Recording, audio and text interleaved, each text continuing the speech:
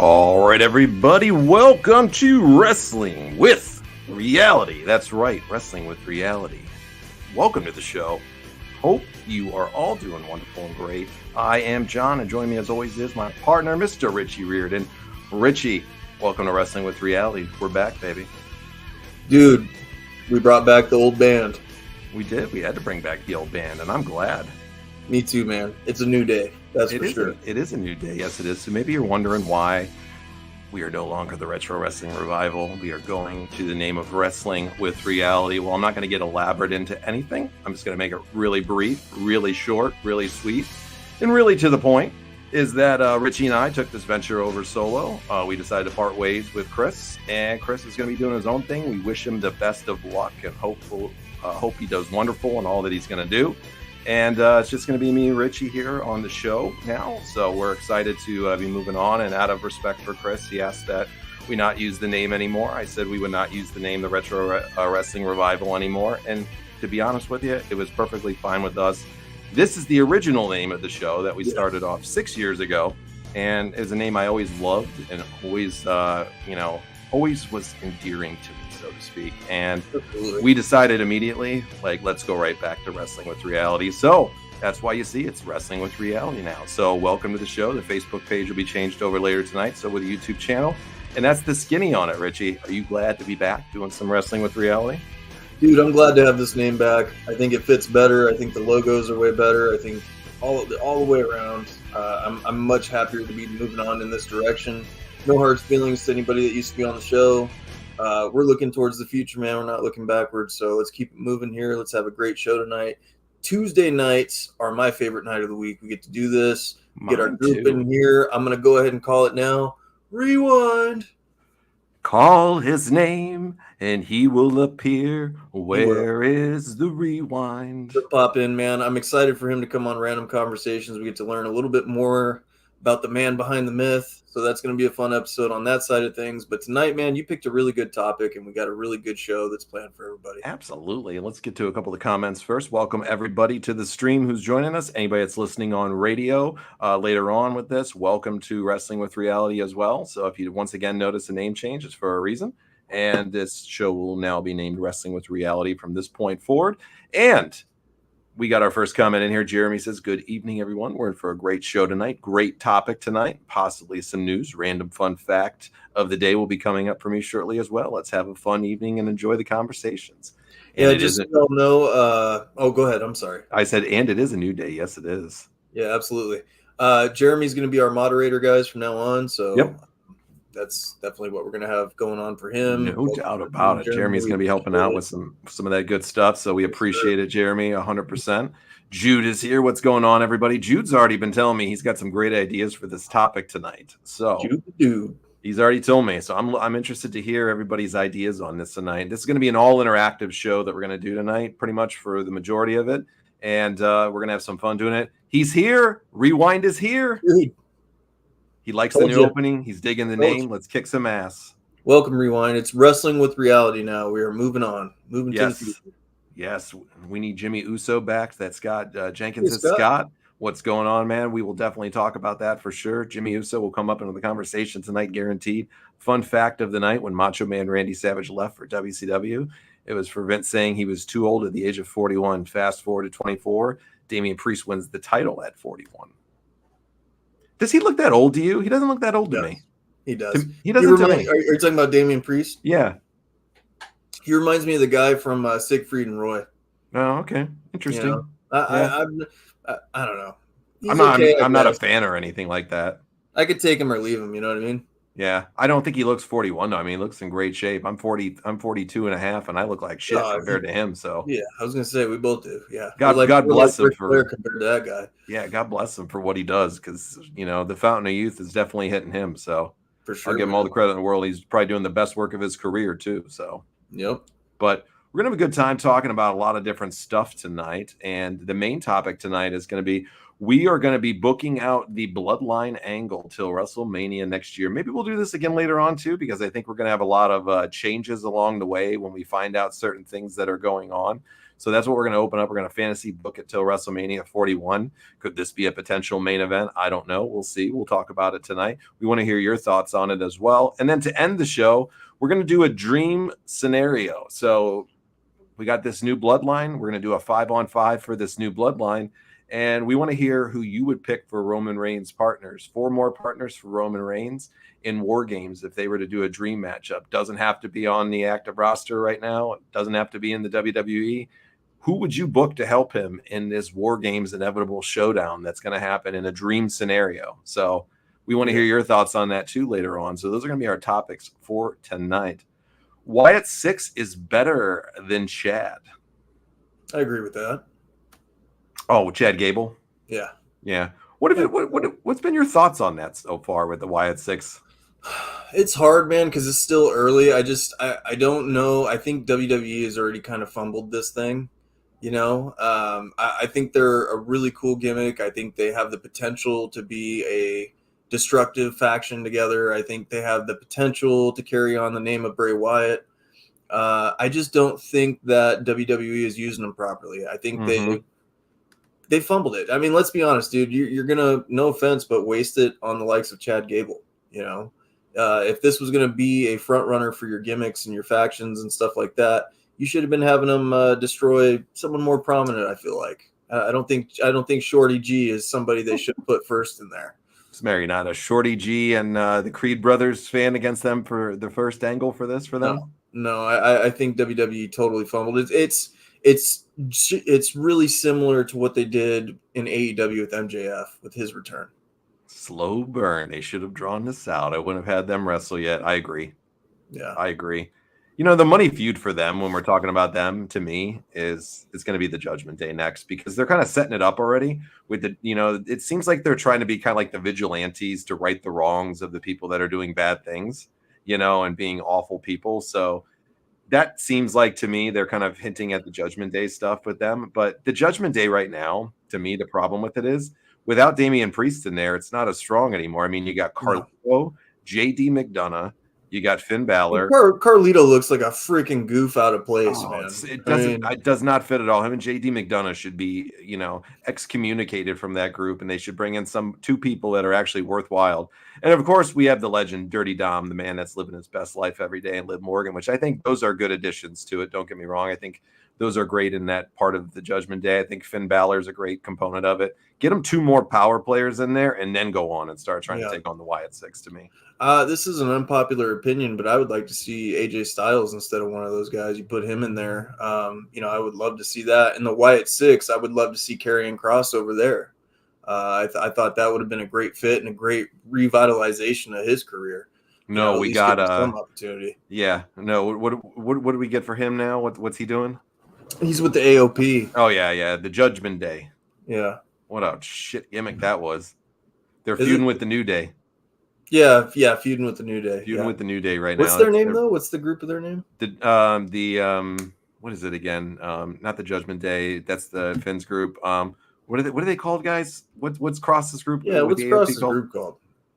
They're so Fart in freaking the Wind. forgettable. Fart in the Wind. Yeah, they're so freaking forgettable to me. Final Testament. Thank you. Final Jim. Testament. I was. That's close. how freaking forgettable this stuff is with him. Yeah. They just can't book this dude on the main roster, man. Yeah. Just can't book him. Missed the boat on a tag team, bobblehead and Fro. Yeah, no shit. I don't get this JD McDonough inclusion in it. It makes, I know he's like Finn's student from back in the day or his friend or something. But yeah, but he fits more than freaking Carlito, dude. He still doesn't even fit though. At least Carlito had, a decent career. This guy's been a bum his whole career. Did Carlito really have a decent career? He was a U.S. champion and spit apples at people. Ooh. That's kind of his claim to fame. I mean, his attitude. He stabbed John Cena. That made him a bad dude. Yeah. You talk about corn pop. Carlito's a real bad dude. I don't get why they freaking have him in this faction, bro. It makes absolutely no sense to me. Yeah. I agree with you, Scott. I think Ricky Starks is going to be coming to WWE pretty soon. I think that's an inevitable thing that's coming. Yep. Did you see he was clowning AEW a little bit on during the week on social media, I guess? So yep. God bless him, man. The inmates are running the asylum over in that shit show. I do like that they're showing a lot of the legends on the show and in the crowd and stuff like that. I think that's a pretty cool touch. For Raw or for AEW?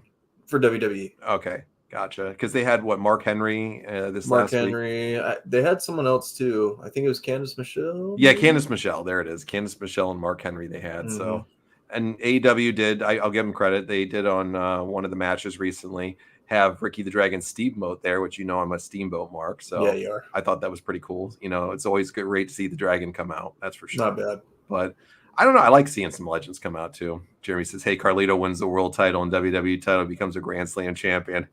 Yeah. If he does that, that's a damn shame. If he does that, that would be something very interesting for sure. I just want Carlito to go back to being solo and being that character again. I spit in the face of people who don't want why to not? Be cool. It's good by itself. Why does he need to be in the Judgment Day? I don't think he's like at this juncture of his or this point of his career. At this juncture, he is. I don't think he's a heel. People want to cheer him. People want to cheer him, when he first came back. They did when he first came back, and then but now then he sat on the sidelines in the back eating catering for about 8 months, and nobody saw him again. Yeah. So John Henry is awesome on NXT. I don't know who he is, Scott. So I have no idea I have no idea who that is on NXT. I don't really watch much NXT, so I'm not too big of an NXT guy. What did you think of Roman on SmackDown though this last week? Just taking on the whole new bloodline. Basically, I know we talked a little bit about it last week, but what a star Roman Reigns is, and there's everybody else to me in wrestling right now. There's Roman Reigns and there's everybody else. Yeah, I mean, and that just shows you how great The Rock is, right? Yeah. It's wild to me. The landscape of wrestling is about to be shook up again. I really feel like The Rock's going to come back. I feel like Roman Reigns being there, it's all going to be a good thing. We're going to have a great culmination of this story coming up here real soon. I think The Rock may be coming back sooner than we all think. I think it could potentially very much happen, which we're going to get into in a minute. Jeremy says he means Joe Hendry. Yes. Say his name and he appears. I believe in the rewind. Exactly. I love what Roman did on SmackDown. Yeah, it was a great moment, Scott. Yeah, it was good. They got a little bit of a leg up on him at the end, which was nice. And then he did what Roman Reigns does, is he overcame and he adapted and ended up taking Tonga Loa and Tama Tonga out. What do you think of these two guys, Tonga Loa and Tama Tonga? What do you think of them so far? I watched them in New Japan Pro Wrestling, and I thought they were great over there. They're going to get lost in the shuffle, I feel, in WWE. Yeah, I do. I think they're going to take a back seat. They may have a tag team title run or two, but I think that's going to be about it. What's with the one guy wearing the eye patch around? Can anybody explain to me why he's channeling his inner pirate? Did something happen, or is this part of his gimmick Like, what is with the eye patch and the pirate thing that he's got going on now? I think I it's have no corny idea. as hell. It's kind of crazy because for the first time in WWE, you know, with the exception of Kenny Omega not being there and stuff, you could literally do the Bullet Club now. Yeah. I mean, they have it right, you know, they have it right at, they can do whatever they want with it, basically. Yeah. What do they got? 5 or 6 guys from the Bullet Club on the roster already? Yeah. All the OGs. And I think they're coming back with maybe another one or two of them. They've talked about this one guy. I don't know who he is, anything about him. I don't watch New Japan. Hikuleo or something like that. Another guy potentially coming in. I guess he's a big imposing figure for them. Hikuleo might be coming in. And of course, they've talked about Umaga's son Zilla. The Samoans are taking over the WWE. Yeah, I mean, they've been there for a long time running the show, but and it's really not a bad thing. It's the best thing going in wrestling right now. It really is. Honest. Jude's got a good point here. Without the Bloodline storyline, they're mid-card at best. Yeah, I agree. 100%. The whole Bloodline storyline, it's the Bloodline storyline and everybody else, and it's been that way for 4 years now. And yeah, there's other good feuds, but the funny thing is like Cody Rhodes isn't the star anymore. Yeah, you know. Yeah, that's what it started and he's the out champ, as. Right? And he's the champ. He's like backseat now. He's like, it's almost like how Seth Rollins was. Now Cody Rhodes is that spot. Yeah. Jeremy says he got injured in the 6th man before SummerSlam. All right, cool. Scott Jenkins says, I hope Randy beats Gunther. Needs to get to 15. Yeah, I would love to see Randy get it, but he's not getting it this soon, Scott. No. I mean, Gunther just got the belt. No way they're cutting that thing short. Gunther's going to be your champ till at least WrestleMania next year, I think. I don't think that's coming off of him till WrestleMania. They got bigger plans for Gunther ahead. And, you know, I think the guy that's going to get Gunther at WrestleMania is you can't see him. That's who I think it's going to be at John WrestleMania. Cena. Yeah, I think it's going to be John Cena and Gunther. And Gunther will go over. I think John Cena will go over and get number 17. Really? Yep. It'll be short. You really think so? Yeah, I do. I think it'll be short. I think it'll I don't see Cena being selfish on his last match. He's going to earn it, though. Like he said, he's going to earn it. He's already planted the seeds that people, they asked him, you know, do you want another world title shot and all that? And he's like, I haven't earned it. I haven't been here. He's like, if I want that to even talk about it, I got to earn it. And he said that in his interview when he was on that pay-per-view a few weeks back.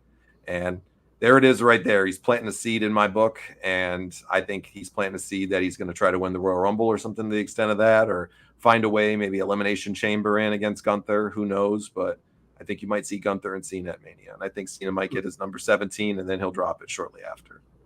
Nice. Yeah. He deserves it. If anybody deserves it, it's John Cena, man. He was Mr. WWE forever. So yeah, he carried him for a long time. Yeah, he sure did. But we'll see how that goes. But the Bloodline, that's the purpose of tonight's episode. The Bloodline has run WWE, as we were just talking about, forever now. Yeah. It's been probably one of the best long-term, if not the best long-term angle of all time. Right. It even beats out in length and how they've extended it in a successful way, the NWO, which is pretty amazing. That's hard for me to say. Even Eric Bischoff has said this, that he feels that the Bloodline angle has a more substantial impact on wrestling history than even the NWO. Oh, you got to be kidding me. Like, you're saying it like that? I don't know about that. I'm not saying that. What I'm saying is the strength of what they did and the longevity of this angle with how powerful it's been. The NWO was powerful for about 2 years and fizzled out. The Bloodline angle has been powerful and hasn't lost any steam in over 4 years now. It's lost its steam at some points, for sure. It hasn't stayed consistent the whole time. I think it's been pretty damn consistent. Not maybe all the way perfect, because that's impossible, but I think it's been pretty damn consistent. Whereas the NWO turned into a train wreck after a year, basically. It did turn into a train wreck, but to say that they're on the same level of making an impact in wrestling as the NWO, I'm sorry, dude. I think it's right up there. I'm not saying overall. Let's compare merch sales of these guys. I agree on that. I totally agree on that. But what I'm saying is, in regards to the strength of what they've done as a faction, I think the Bloodline stuff has gone on a little bit bigger in the strength. Impact-wise, nobody beats the NWO, in my opinion, on the impact. They're the greatest faction of all time. It is on that. And that's hard for me to say because DX is a really close second. And I know, absolutely. But the Bloodline, man, they have had better strength and longevity as a faction than the NWO did, because the NWO just fizzled out. The impact that the NWO had much bigger impact. They're following the same blueprint, though. They're adding, they should have stopped at 6. in NWO. Yeah, They're not stopping with this. They're bringing so many people in. So many people are getting lost in the shuffle. It's going to be the same exact outcome as the NWO. Jude says, I think it's been handled better than the NWO so far. And then he said, that's when he gets old and he can't wrestle anymore. Cena can be like Flair and sell energy drinks, weed, and wiener pills. It has been handled better than the NWO, in my opinion, just like Jude said, because they didn't water them down yet, but they are starting to water this down now. And that's the problem. No offense to Tama Tonga or Tongaloa. They're not stars, man. Not the way I'm seeing right now. Do you see it? I see them being a good component for the tag team division. I don't know, man. I worry that they're adding too many people too fast. You had Jacob Fatu, you had Tama Tonga, Tongaloa, all these guys getting thrown in there. They're bringing these girls in now. They're supposedly, going to be involved in this. It's too much, too soon, too fast. And it's like the wise man Jude says with the best beard in the wrestling business. You have to have the slow burn. Yeah, you do.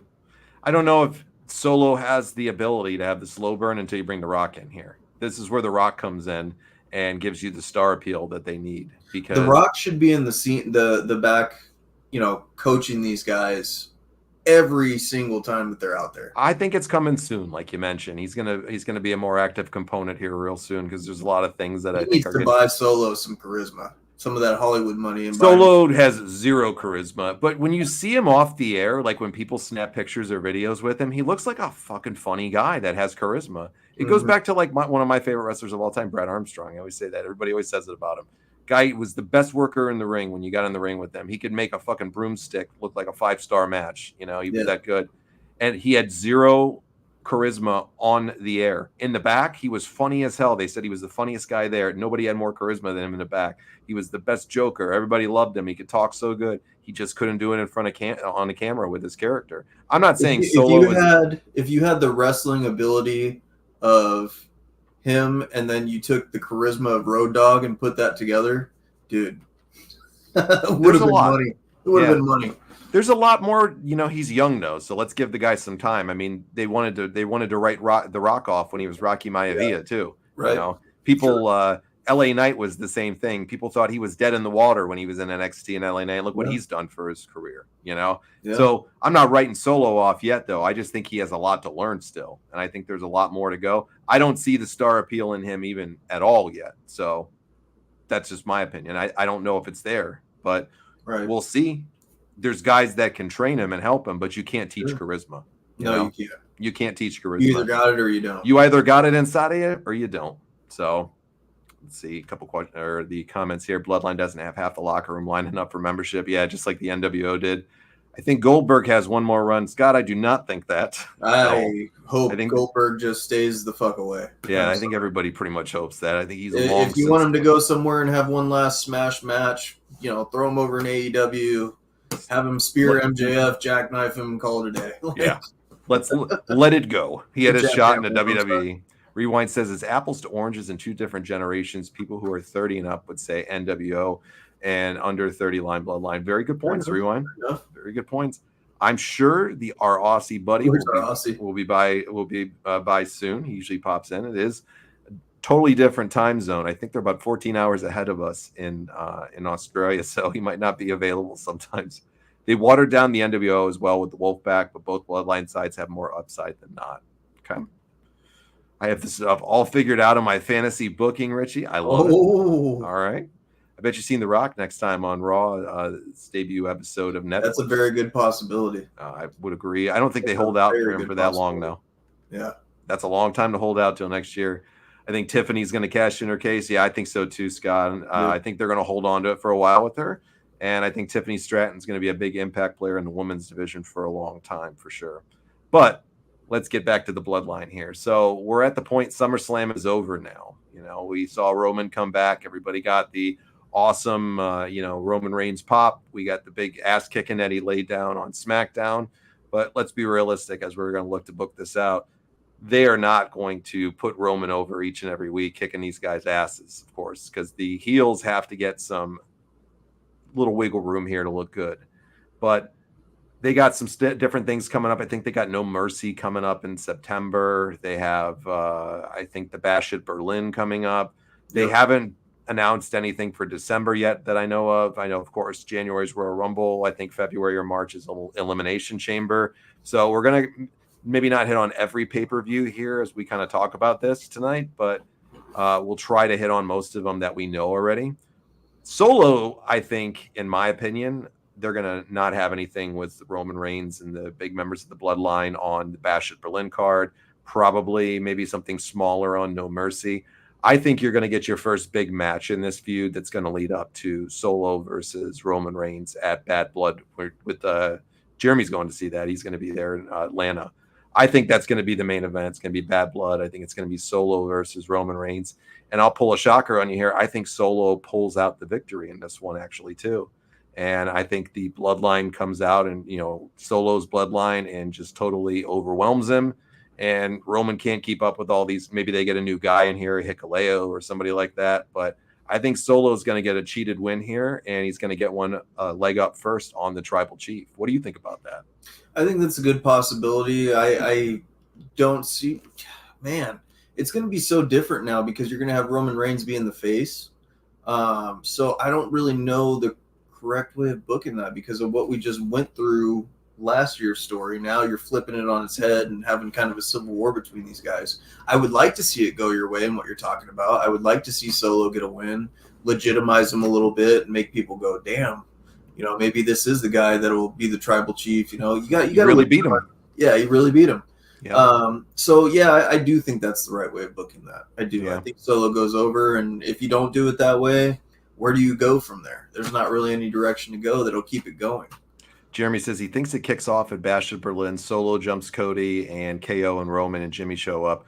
All right, so I like the Solo jumping Cody part. I don't want Kevin Owens involved in this shit. Well, he's in this main event match with semi-main event or main event, however they book it, with Cody in a title match against each other at this Bash at Berlin for the SmackDown belt. So it's a throw-off match. Everybody knows it. We all realize it. I like the idea of Solo coming in and doing a run-in here and costing Cody and continuing on with this stuff. But I don't like Jimmy showing up at all yet, or Jay. I want the Usos to stay off for a while because I think after he gets screwed in a Bloodline style match, maybe, or just get screwed in general at Bad Blood, this is going to be the way that you start bringing in people. It's going to. How many more times can we do this Bloodline rules, though? It should only be saved for special occasions because then you're going to get surprises. You're getting it every single time now. Well, we've had it twice. So we've had it twice so far. WrestleMania. Where it matters, it's every time, though. Well, it's the big ones that they're saving it for. I think they'll save it for later on again. But, one way or the other, Solo, I think, should go over on Roman. Yes. And I think the Bloodline should help him. And this is going to set up Roman needing some help. And then, you kick off after Bad Blood, it's going to be the next pay-per-view. I know they have a crown jewel in there somewhere, which I'm not even going to include because they'll just have some throwaway matches in there to make the Saudis happy and to get their money. Right. And the next big pay-per-view, or PLE, excuse me, I'm always used to calling them pay-per-views, is going to be Wargames. And Roman and Solo are going to take each other on in Wargames here. I think they'll do a 4-on-4.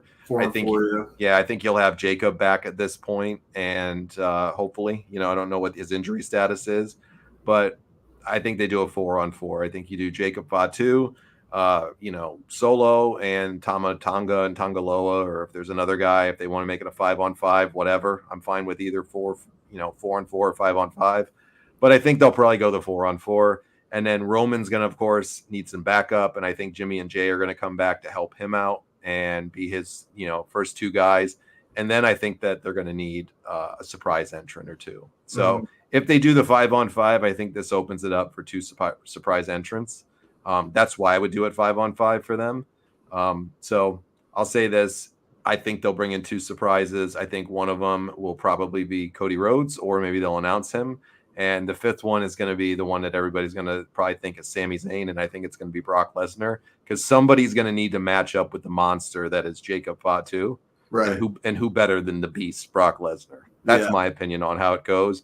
And then I think that Roman's team ends up winning at Survivor Series, which will end up bringing The Rock back to help these young kids out, on the Bloodline. They need some guidance. The Rock comes back. What do you think? I think it's a very good possibility. I think that, the way I would book it is you're hearing a lot of rumblings about somebody, one of the biggest legends of all time, wanting one more match. And I would love to see Roman Reigns, Brock Lesnar. I would love to see the Undertaker get involved in this, man, and be involved in this. Think he could though after he choke slammed Roman at the WrestleMania? Yeah, I do. I do, because they had their legendary match. He's the actual one that defeated the Streak now because they erased Brock Lesnar. True. For a one-off though, for these guys, another way if they did a 5-on-5 to make it really cool for two big surprises. Jude says keep Cody out of this now with Roman back. I agree. Yeah. They had their moment. He got it.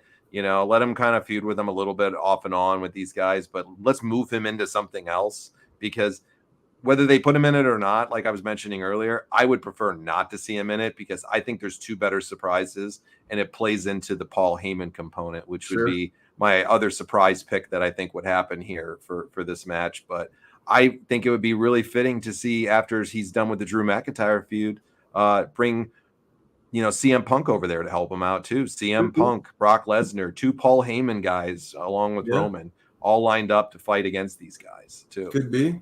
Could be a good addition there. Maybe The Rock comes back. Maybe he's just in a very small part of it at the end. The final boss coming in and kind of laying out, claiming his right to being the tribal chief at that point. Yeah, it's all got to make sense to eventually set up The Rock versus Roman. I guarantee you that's going to be the end game for them this year. Jeremy says he thinks Cody and Roman cut a deal. Yeah, they were kind of talking about that because they were talking about that on the air. I think that deal might be a title shot later on, Jeremy, which is where I think we go in a little bit. But I think it might be a title shot for Roman of some sorts, maybe later on down the road, because I think the ultimate goal is going to be getting the belt back on Roman Reigns at WrestleMania. That's, to me, where they should probably go, but it could maybe lead into a title match and he doesn't get the belt. He doesn't get that crack at it. He gets screwed over by The Rock per se. So we'll talk about that in a little bit though. So Rewind says, I think John is 100% priced right. That's the way I see it. All right. Interesting. I'm glad. Rewind. Let me hear what you guys think though. I'm going to put this in the comments. So let me put this out there for the link for everybody. If you want to come on and tell us your opinion, please feel free to tell us your opinion here. I'm going to paste it. If you don't want to come on, you don't have to worry about it. You can just type them on in as we kind of go through this. But I know some people like to always express what they want to say verbally. So there's the link. Just click on it and copy and paste it, whatever you got to do to get it in. As soon as I see you in the backstage area, I will let you on. Just have a good, please have a good connection as best as possible, and just some good audio so we can hear you clean and clear as best as possible. Sometimes I know it doesn't work, but hey, it is what it is. So we'll do the best we can, but I want to hear what everybody thinks of theirs. Jeremy says, I have the Roman, the Twins, and Cody, and CM Punk versus the Gorillas of Destiny, Solo, Jacob Fatu, and Drew in Wargames. Could be. Interesting inclusion with Drew and CM Punk here. Okay. Yeah, I like that. I like that. That's an interesting inclusion. All right. Jude is here with us. Jude, what's up, my dude? Jude the dude. What's up, buddy? What's up, guys? How are you? Buddy? Oh, buddy, it's been a day. It's one of those days, right? It's Tuesday. It's the fun day. Oh, yeah. It's the fun day. Oh, yeah. Hey, what's going on, Rand? How's it going, my friend? Great to see you tonight. Hey, Rand. What are you thinking on this, Jude? Jude, I know you said you had some good ideas, so I wanted to make sure we would hear them. Well, what are some of these great ideas you were telling me about? Looking at the pay-per-views that they have online right now, and with where I think they're going to go with it, I have it planned out to WrestleMania. My thing on this is like you guys are saying, put in John Cena, put in Brock Lesnar, put in that. I don't think you put any of those guys in there. I think it muddies it too much. I think you get too many people involved. So I think what I would do is, I don't know if they have a match at Bash in Berlin. I think because it happens on the 31st, I think it's too soon. Yeah. But if they go the way of Bash at Berlin and do have a match, I think you have Tama Tonga going up against Roman Reigns. Okay. Kind of a throw-off match, right? Kind of just a throwaway match, just because you need to keep the storyline active. Mm-hmm. So why would you pick it active? I think because you don't want to put him in there with Solo right now. Mm-hmm. And I don't think that Tonga Loa is anything that anybody would even buy as a match. It's a good feeder. It's almost kind of like the enhancement talent for him. Correct. Gotcha. I think it's just a kind of, let's throw this out there and see if it sticks. Mm-hmm. But I do believe Tama Tonga goes over Roman Reigns. Wow. Whoa. Wow. I think he goes over against Roman Reigns. Wow, that's a surprise. Why? Left field. Now, I think there would be interference in it. But I think you can't have Roman Reigns. I don't have Roman Reigns winning against the new Bloodline until Wargames. Okay. So Bash in Berlin, we get that out of the way. I think the very next pay-per-view is PLE, whatever. I know, I always mess it up too. October 5th, you have Bad Blood. Okay. I think you get Solo versus Roman Reigns there. Yep. I think you get that match, and I think Solo goes over in that match due to what type of match do you think that's going to be? I think it's going to be for the necklace thing, the whatever. You don't think it'll be a straight? Do you think it'll be a straight up match? Do you think it'll be a Bloodline Rules? Do you think it'll be Hell in a Cell? What do you think it'll be? I wouldn't make it a Bloodline Rules match simply because everything's a Bloodline Rules match with them. And I agree with what you said earlier, Richie. It's like, well, all the big ones are Bloodline Rules. Yeah. When you do that, it loses its mystique. It loses its meaning, you know. I want to see these two in a Hell in a Cell. I really do. I would like to see them in just a regular steel cage match for this one. Or a cage. That would even be good too. They need to be locked in though in something like that because you want to give the illusion if you're going to put these two at Bad Blood. I think they'll do a cage or a steel cage or a Hell in a Cell like you mentioned. But you got to lock them in there because you want to give this illusion that it's going to be fair game. Nobody can get in. Nobody can break into the cage. Nobody can get through it, whatever the thing is. And then you find a way to fuck Roman over with them getting in and costing him. And he's got no backup at this point. He stays strong. I think in Bad Blood, Solo Sikoa wins, but you get Jimmy Uso comes back to save him from getting beat down. Okay. So then that sets up Halloween Havoc. Mm-hmm. I think at Halloween Havoc, you get Tama Tonga and Tonga Loa versus Roman Reigns and Jimmy Uso. Isn't Halloween Havoc an NXT pay-per-view, though? So it wasn't listed as a. It's usually an NXT card that they do for Halloween Havoc, Jude. So when you see the old school throwbacks for the WCW ones that they have, they're almost always that sucks so bad. I know it does. It doesn't belong on an NXT. It belongs. Halloween Havoc is legendary. It is. It should be a fucking big pay per view. They would draw huge for it too. They would. So whatever the match, whatever the pay per view is between Bad Blood and Crown Jewel for main roster. I think you get Tama Tonga, Tonga Loa versus Roman Reigns, Jimmy Uso. Okay. And I think Roman and Jimmy lose that match. Again, interference, get beat down. You get a returning Jey Uso then. Again, slow burn it. Draw it out. Make the storyline stick. So then I think at Crown Jewel, you get Solo Sikoa, Tama Tonga, and Tonga Loa versus Roman Reigns, Jimmy, and Jey Uso. Okay. Still no Paul Heyman. I don't think you bring Paul Heyman back yet. I think for Crown Jewel, that's your Hell in a Cell. Okay. You'd give that to the Saudis? I would. Okay. Because they never usually give them anything big. Like, that's the thing. The Saudis are excited to just get a show. That's why I wouldn't waste it on them. And it being an outdoor venue too, I don't think they could lower Hell in a Cell out there because I think they do it in an outdoor stadium, right? But you got to look at it this way. You're going to get the big payoff at War Games. Okay. So then I have at War Games, Paul Heyman returns. Quick question for you, Jude, on this, because I'm trying to pick up what you're doing here.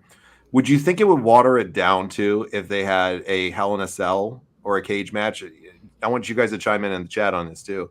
Would it water it down, you think, to have a Hell in a Cell or a cage match before going into War Games and having that big structure? What do you think?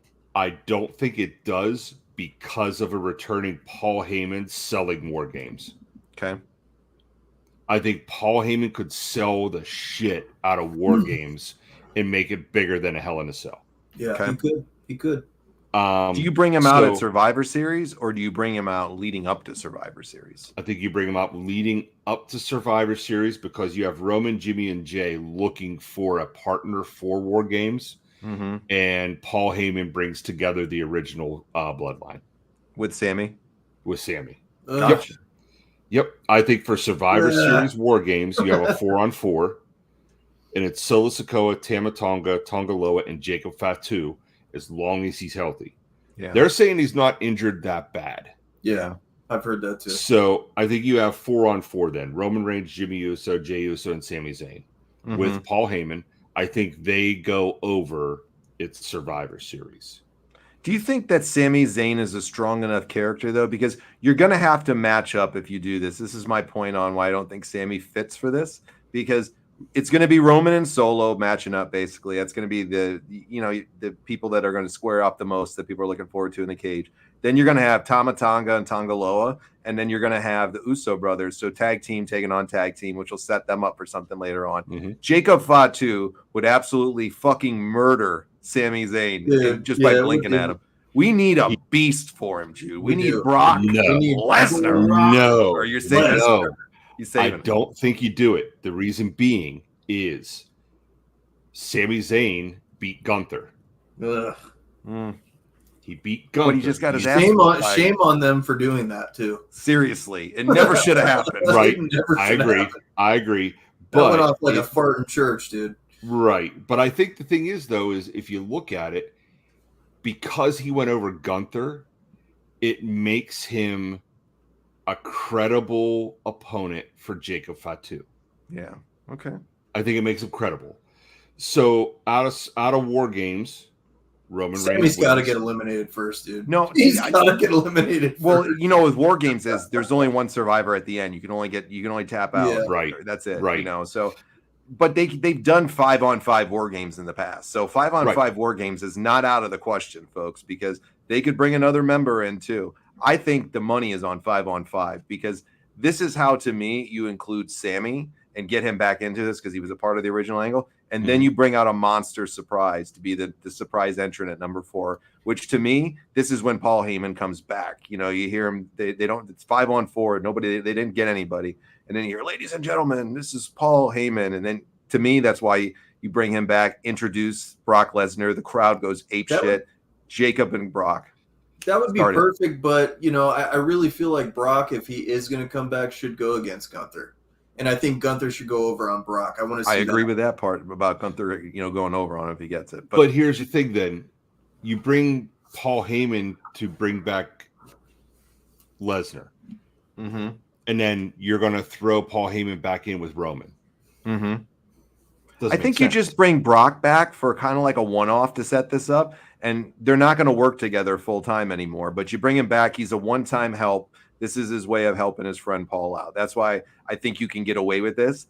And then it can continue. Once he beats Jacob's ass, you could do something in the Royal Rumble. Jacob comes in, and is kicking everybody's ass. He's going to be Jacob Fatu, if he's healthy, is going to be the dominant force to me in this year's Royal Rumble. And then I got you here. I got you. All right. Hit me. So I think then, because there's no pay-per-views listed for December or January. So I think for Royal Rumble, I think the last 2 that you have in Royal Rumble are going to be Roman Reigns and Jacob Fatu. Okay. I think Roman wins, but The Rock returns. Okay. I think Rock returns at Royal Rumble. I think you keep him off TV till the Royal Rumble. I think the whole Netflix thing, it would make sense if it was SmackDown going to Netflix. Mm-hmm. Sure. You don't have that. Now, you don't have Cody on Raw either. So it wouldn't make sense for The Rock to show up on Raw. Mm-hmm. I think you get The Rock at the Royal Rumble, Roman Reigns wins. I think after that, that sets up a match for The Rock versus Cody Rhodes. And The Rock tells Roman Reigns, I'm the tribal chief. You were gone. You're not going to use your Royal Rumble win for Cody Rhodes. Yeah. So then comes Elimination Chamber. I think at Elimination Chamber, you get Roman Reigns versus Jacob Fatu. Okay. I think Roman goes over in that match as well. And then keeps heat between him and The Rock. Then WrestleMania. WrestleMania Night 1. I have Tama Tonga and Tonga Loa versus the Usos for the Tag Team Championship. I like that. Perfect. Yes. I think you have Sami Zayn versus Solo Sikoa. Okay. Hey, Sean. I think you have The Rock versus Cody Rhodes. Yeah. The Rock wins. Yep. Night 1, right? Night 1. Okay. Okay. You get announced at the end of Night 1 when The Rock wins. Roman Reigns comes out and says, my main event WrestleMania match is against you. Night All right. 2, The Rock versus Roman Reigns. Roman Reigns goes over. Yeah. Very That's nice. it. That way I you like- get the title back on Roman Reigns. Yep. I like the end component to that. Like, I really do. I would just do it a little tiny bit different on that, but you pretty much read my mind on that. But Richie, I want you to chime in first here. First off, hey Sean, how's it going, Sean? Scott Jenkins says, what about Strowman? Strowman's done, buddy. I don't think you're seeing him much anymore. He's not. He's not doing too much relevancy. Rand says, BAD, the shirt coming next. Bloodline Alliance, dangerous. Cross the line, like it, buddy. Richie, though, what are you thinking here after you hear Jude's thoughts on this stuff? Where are you going? I like where he's going with it. I really feel like they're setting up The Rock kind of being Night 1 with Cody, The Rock going over, and then that's how they're going to transition the title back to Roman Reigns. And it'll be a great, good feel, Disney moment, so to speak, for The Rock to present the title to Roman Reigns in the ring. So I think that's kind of where they're headed. Do you think that ends the new Bloodline then? I do. Yeah. What do you think on that, Jude? Do you think it would end the new Bloodline if that happened? I think it ends the Bloodline storyline altogether. Yeah. Yeah. You have to at some point. It's done. Yeah, it's run its course. Yep. It's gone on 5 years plus at that 5 point. years, right. I think at that point in time, the Bloodline just is done. Yeah, Now, it here's the slowly fades away. Yeah. I think you bring in. I think Richie's right. I think after this, you could start a whole new storyline with the Bullet Club. Mhm. Yeah. Because I think also Kenny Omega's contract is up with AEW next year. Mm. That would be Interesting. the smartest move that man could ever make. I would would see be. him doing it too because It's now or never. he put them over a bunch of times Yeah. in the news. I Well, he respect Kenny put- Omega a lot because he's a fair person, and I didn't used to be a fan of him, Jude. And No, Richie you said- hate you hated Kenny Omega. I didn't have talk you into I have that. the utmost respect for that guy, Yeah. man. I really do. He's like, yeah, I watched the product. Roman Reigns is one of the greatest ever, if not the greatest ever. Dude's amazing. He's like, I wish I had, certain things that he has to make myself look like as big of a star of him. And he's put over so many of these guys over and over again. I'd love Kenny Omega to come in. Yeah. Love the dude. I think the thing is Kenny Omega made comments prior that when he re-signed with AEW that he wished he wouldn't. Yeah. Yeah. So Sean's got a Now good you- point here that we were talking about earlier, Sean. Sean said, but hasn't the bloodline already been too much at this point? It's getting to be. It is, and that's what we were kind of talking about earlier, Sean, before you popped on, because this is the way to, like Jude and Richie and I were just talking about, this is the way to end it right here, because they've drawn this out that this was inevitable. You're going to get your Roman Reigns as long as both are healthy next year at Mania. You're going to get your Roman and Rock. It was supposed to happen this year. There was an audible. They're going to get it one way or the other, Sean. Right. This is the way to end it finally. So like Rock's I said, the final boss. I think they actually at WrestleMania, that's it. I don't see where you go after Rock versus Roman. I don't either. I don't see where you go after that. He's already, unless you get Roman into a matchup with Jacob Fatu. mm-hmm. I think this will be The Rock's retirement match, and then he'll be inducted in the Hall of Fame the year following. I think Mm-hmm. it'll be the last time we see The Rock in a wrestling capacity. I'm hoping we do. Yeah. I'm hoping that this is the end because it's, I get the nostalgia, you get the one-off lines, you get the one-liners, stuff like that with him. But I mean, it's run its course, so I don't want to see The Rock become another Jericho. Right. Doing the learning where tree you're just shit, beating a dead horse. I was The Rock, I was the people's champion, I was the final boss. Now I'm just, geriatric Johnson. I don't know. Yeah, geriatric Johnson.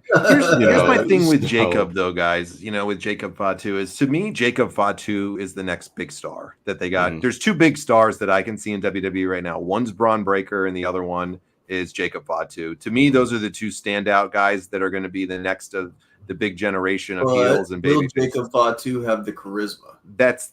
I think he does. I think he does as a killer, and I think you get him a good mouthpiece like he's had a couple of times. We haven't heard him talk.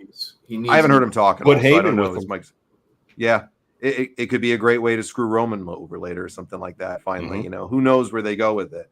I don't think you have Jacob loose though, up until he gets Roman, and I wouldn't have him touch Roman Reigns till later on in 2025. They're going to try to keep these two away from each other as much as possible. It's inevitable they're eventually going to square off a little bit, but they're going to try to keep these two away for a long time because Jacob is the next star. And if you want to end this bloodline thing, which I think they do at WrestleMania next year, you got to keep him going over strong. I think Roman wins the Rumble, like you said. Rock comes back at the end, and they have that face off at the end of it. And I think John Cena finds a way, probably maybe through Elimination Chamber, could be potential to maybe win that to get his match against Gunther at Mania. I think that sets up a great feud. The Cody and Rock thing is going to happen, and it's going to happen before Rock and Roman. It's going to happen. It'll be. We still don't know what was whispered and what was handed to him technically. They've left so much good long-term thoughts on things, and they've left it out there. So there's a lot to that. You got to go Roman and Cody on night one. You got to go them on night one. Rock and Cody. Rock and Cody on night one. And you got to take the belt off Cody and put it on The Rock, because that's how you're going to put it on Roman. And then later on down the road, you still got another feud with Roman and Cody again down the road. You don't really hurt Cody Rhodes by losing to the fucking Rock. No. You don't. He loses no shine. And they'll screw him over somehow. So, The Rock, because nobody It'll be a Bloodlines rule match. Yeah. Some shit like that. And it's not going to finally work out for the first time in Cody's favor, and he's going to lose. And that's just Cody does better chasing. Right. He's way better than he does. Any baby face is better chasing. Let's be realistic. Right. Right. Now, here's the thing. When you put the belt back on Roman at night 2, what do you do with Cody Rhodes then? What do you do? I don't think he has a night 2. I don't think he shows up for night 2. I think he might show up for night 2. I would like to see night 2, Roman beats The Rock, and Cody gives Roman the belt. Right at the end. And then just kind of tells him, I'm going to continue my story. And Cody could be the baby face that kind of saves them when they're trying to overpower him again. Don't do that. I'm going to save my story.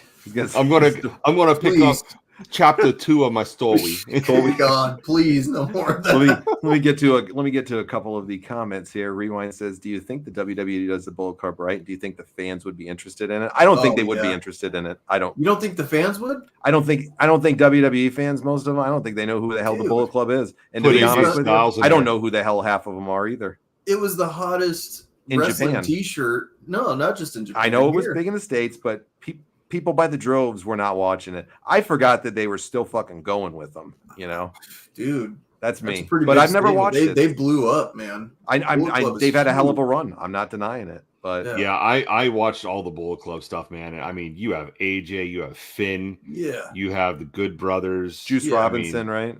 Yeah, Juice Robinson, Jay White, Kenny Omega. Oh man, I love Jay White. Kenny Omega. I was in the Bullet Club too. Cody, I wish Jay White would have came over to WWE. Yeah, he got shit on. But they would have threw him in NXT. They would have put him in NXT. You know what? Throw him in NXT though. Look what it's doing for Ethan Page. Build him right. Yeah. Build him up. Like, I see Jay White in the same light as I see Seth Rollins. Yeah. I think they're very similar. I think their wrestling styles are pretty similar. Jay White is a little bit more spotty. you It's know, true. but he's a phenomenal wrestler. And his charisma is way better than Seth Rollins. I'm sorry. Oh, yeah. But I mean, that whole Bullet Club thing, man, you could really get that over in WWE if done right. If they have to really introduce the WWE fan base to it, because all you got to do is this right here. Well, that's been going on for since the NWO. People know that. But I'm saying, that started with people to love it. It's another element that they can add after the Bloodline that could be interesting for them if they can bring the right people in. But to me, if you're going to do it, you better have the right cast of characters. You can't have Jobber Central or somebody that's over the hill. No. You got to have the right people in there. I know Kenny's getting older, but Kenny's still got a lot of years left if he can get through diverticulitis. You got to bring a guy like him in if you're going to do the Bullet Club. And you got to pair up like the Finn with him and a couple of the other guys. Lesnar got through diverticulitis. He did? And his almost killed him. He was way worse than Kenny's. He has like 6 foot of his intestines gone. Yeah. You know, that they removed from him, and he came back from it. I mean, he 100% came back from it. Look at him now. That was my final thing when we were talking about the Bloodline. I'm not a fan, too, Sean, about the Wyatt 6 attacking the Bloodline. I don't think it's there right now. It could be interesting down, if they were to keep it going, but it just doesn't fit in that element to me. So I'll just say that for me. I think the guys would probably agree with that. Hey, Javier, how's it going? Don't muddy it. Don't get too much stuff involved in it. Don't throw all these other people in here that really don't have a tie-in to it. I think right now your core storyline with the Bloodline is just the Bloodline. Just keep it. Use the KISS method. Keep it simple, stupid. Yep. Don't muddy the waters with it. The thing is, the reason that I think Brock should be a big element again later on down the road with this somehow or another, whether it's at Survivor Series or a Royal Rumble appearance squaring off against them, Jacob Fatu needs somebody for WrestleMania in a big singles match, because he needs something to highlight him as this monster killer. I don't want to see him get beat. I want him to go undefeated up until he gets the belt. Let this guy go on a tear. Let him go on a run. And then the first time everybody thinks he's going to fight a guy that's better than him and tougher than him, Brock Lesnar, the Beast. Brock puts him over. You put him into another stratosphere when you beat Brock Lesnar. I mean, Brock Lesnar is one of the greatest, champions of all time and dominant guys. Like, Jacob's got to get a solid guy to beat. Here's my thing. If Lesnar is available for WrestleMania, you put him in a ring with Gunther. You have to put him against Gunther. You don't put him against anybody. You know who I would like to see Jacob Fatu wrestle at WrestleMania? Randy Orton. There you go. Interesting. If anybody, that would be a good one. If you're gonna change him from the like a Bloodline match at WrestleMania, put him in there with Randy Orton, or put him in there with John Cena. Okay. Put him in there with John Cena. Make it for something for John Cena, But I think, in all honesty, I think at WrestleMania, you're going to get Cena versus Solo, because there's a storyline there. There is a storyline there. There's and Umaga. Yeah, he's kind of getting his redemption. Yep. You got to remember he had that legendary feud with Umaga too. Right, and I think Solo has a title on him by WrestleMania. Yeah, interesting. I think he gets an Intercontinental title on him, and I think Cena beats him for it at Mania. Yep. So you think he'll retire with the Intercontinental title? He ain't retiring at WrestleMania. You don't he's think going. So? He's going to go to the end of the year next year. He's already said he's going to the end of the year. I thought his last match was at Mania. Because I think you put the United States title on him at WrestleMania, and then you carry him through the summer doing his U.S. title challenges, which would be like one-off champ. Yeah, or IC title. Yeah. You put him in there with the IC title. Have him have these one-off specialty call-out. I'm going to be a fighting champion, Schnick, from You Can't Beat Me, Never Give Up. Yep. And here's the thing. Even if he goes over in those matches, the other talent's still getting a rub because it's John Cena. Yeah, and they're getting in there with him on his retirement tour. Right. You're still getting his name attached to you. You know? So I think Cena, the last match you're going to see Cena in, I think is going to be Survivor Series next year. Okay. The 2-night Survivor Series. I think they're going to bill that as a retirement pay-per-view for Cena. It's got to be on a big PLE event, like a Survivor Series or a SummerSlam or, WrestleMania or Rumble, whatever it is. If you're going to do it, you got to put him on a big name. What pay-per-view did Cena win his first title on? I think it was he won the U.S. title first, I believe. No, not the U.S. title. The first WWE. It was champion. WrestleMania, I believe, that he WrestleMania, won his first yeah. one. Okay. Yeah, Yeah. he won his first champion, like See, heavyweight championship. Yeah. I feel like Cena's got to go out at a Mania. So he's already said this will be his last Mania, but it won't be his last match. That's so weird. Yeah. I think you do want it. I seriously think you do it Survivor Series, do it as a retirement thing, and have him go over in a huge, just one-off match at Survivor Series. Yep. Here's the thing you could also do: put him in a traditional Survivor Series match for Survivor Series, and put legends in there with him. Brings you know, a you cast could of have a characters with Rock. him. You can have Cena. I mean, if you give him enough time, you could have Stone Cold in there, The Undertaker. You know, you could have all these legends in a Survivor Series match. You know, and then announce after Survivor Series, or announce at Survivor Series that your headliner for the Hall of Fame next year is John Cena. Interesting. Jude, hold You that know. thought Jude Ritchie, hold that thought for just 1 second, guys. All right, if you guys are listening on the radio, this is going to be it for tonight on Saturday. But come back tomorrow. We're going to have part 2 of this episode. We're going to continue on with this conversation and a lot more. We're going to do our dream match for who from any era will we bring to help Roman against the Bloodline. So that's part 2 tomorrow, folks. So come back and join us again. Thanks for listening right now, the Retro Wrestling Revival, and we hope to see you guys again tomorrow. All right, we're back, guys. Sorry about that. Continue Not on. Retro Wrestling Revival, John. Oh God, Wrestling with reality. Let me do this really quick again. Thank you, sir. I've done radio, man. I understand. Yep. Let me do this one again. Somebody can Retake. clip this one. Yeah. We just use this for the radio, guys. That's why it sounds a little stupid and formulaic, but it helps us when we cut it up to distribute it. So if you ever hear me do 2 intros in a show, that's why. So you get the full spectrum of what people on the air don't get on the radio.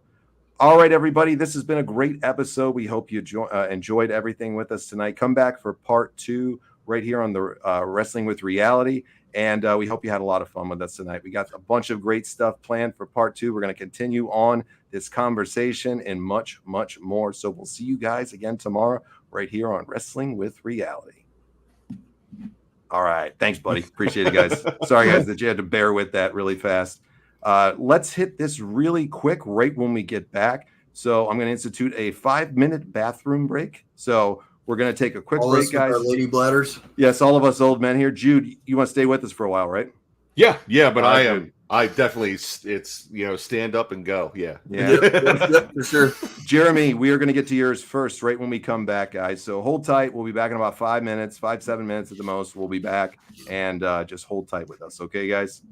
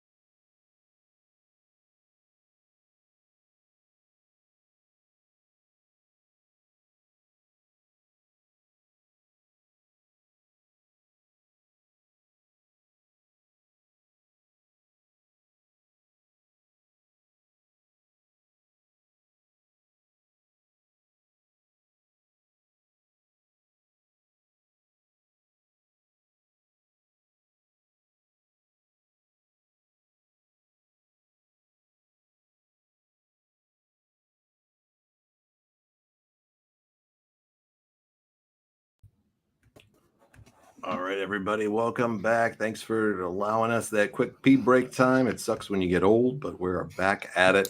All right, guys, I'm going to lead us into Sunday's episode. All right, everybody, welcome to the rest. Did it again, motherfucker, man. 3 years of doing it. All right, everybody, welcome to Wrestling with Reality. We're back with part 2 of our booking the Bloodline angle to WrestleMania and who would be Roman's dream partners to take on this new Bloodline. Jude's going to stick with us because we've had some great conversation on this on the last episode, but we left off with Jeremy's thoughts here. He said Cody versus Rock at the Rumble. Roman wins the Rumble. Cody and Rock ends in a DQ, and it becomes a triple threat at WrestleMania. Roman pins Rock to keep Cody strong. Gorillas of Destiny and Jacob Fatu versus the Usos and Sammy. Solo versus LA Knight. That's a power lineup right there, too. I would have Solo go over in that one, too. Yeah. Maybe keep the U.S. belts on LA Knight till then and give Solo his first championship. Yep. That's a great booking right there, Jeremy. I really like that. What do you guys think about that? I like it too. I don't like the triple threat match. I think you have to do night 1 and night 2 with epic matches. It makes more sense to me to have Cody lose in night 1 and then you set Roman Rock up in night 2. That's just my opinion. Braun Breaker versus Fatu for the match for the shot at whoever wins the IC title Braun belt. Breaker versus Fatu. Boy, that would be a powerhouse matchup, wouldn't it? That'd be a great match. Rand's coming with the heat. Yeah, whoever wins it gets the IC belt with John Cena versus Solo at WrestleMania 41. Then John drops it to Solo. Then at SummerSlam next year, John Cena RKO WWE belt. I like that actually. It's a good one. Yeah, I mean you could book Cena and Orton 100 different ways. That'll be his last match, I guarantee it. Yeah.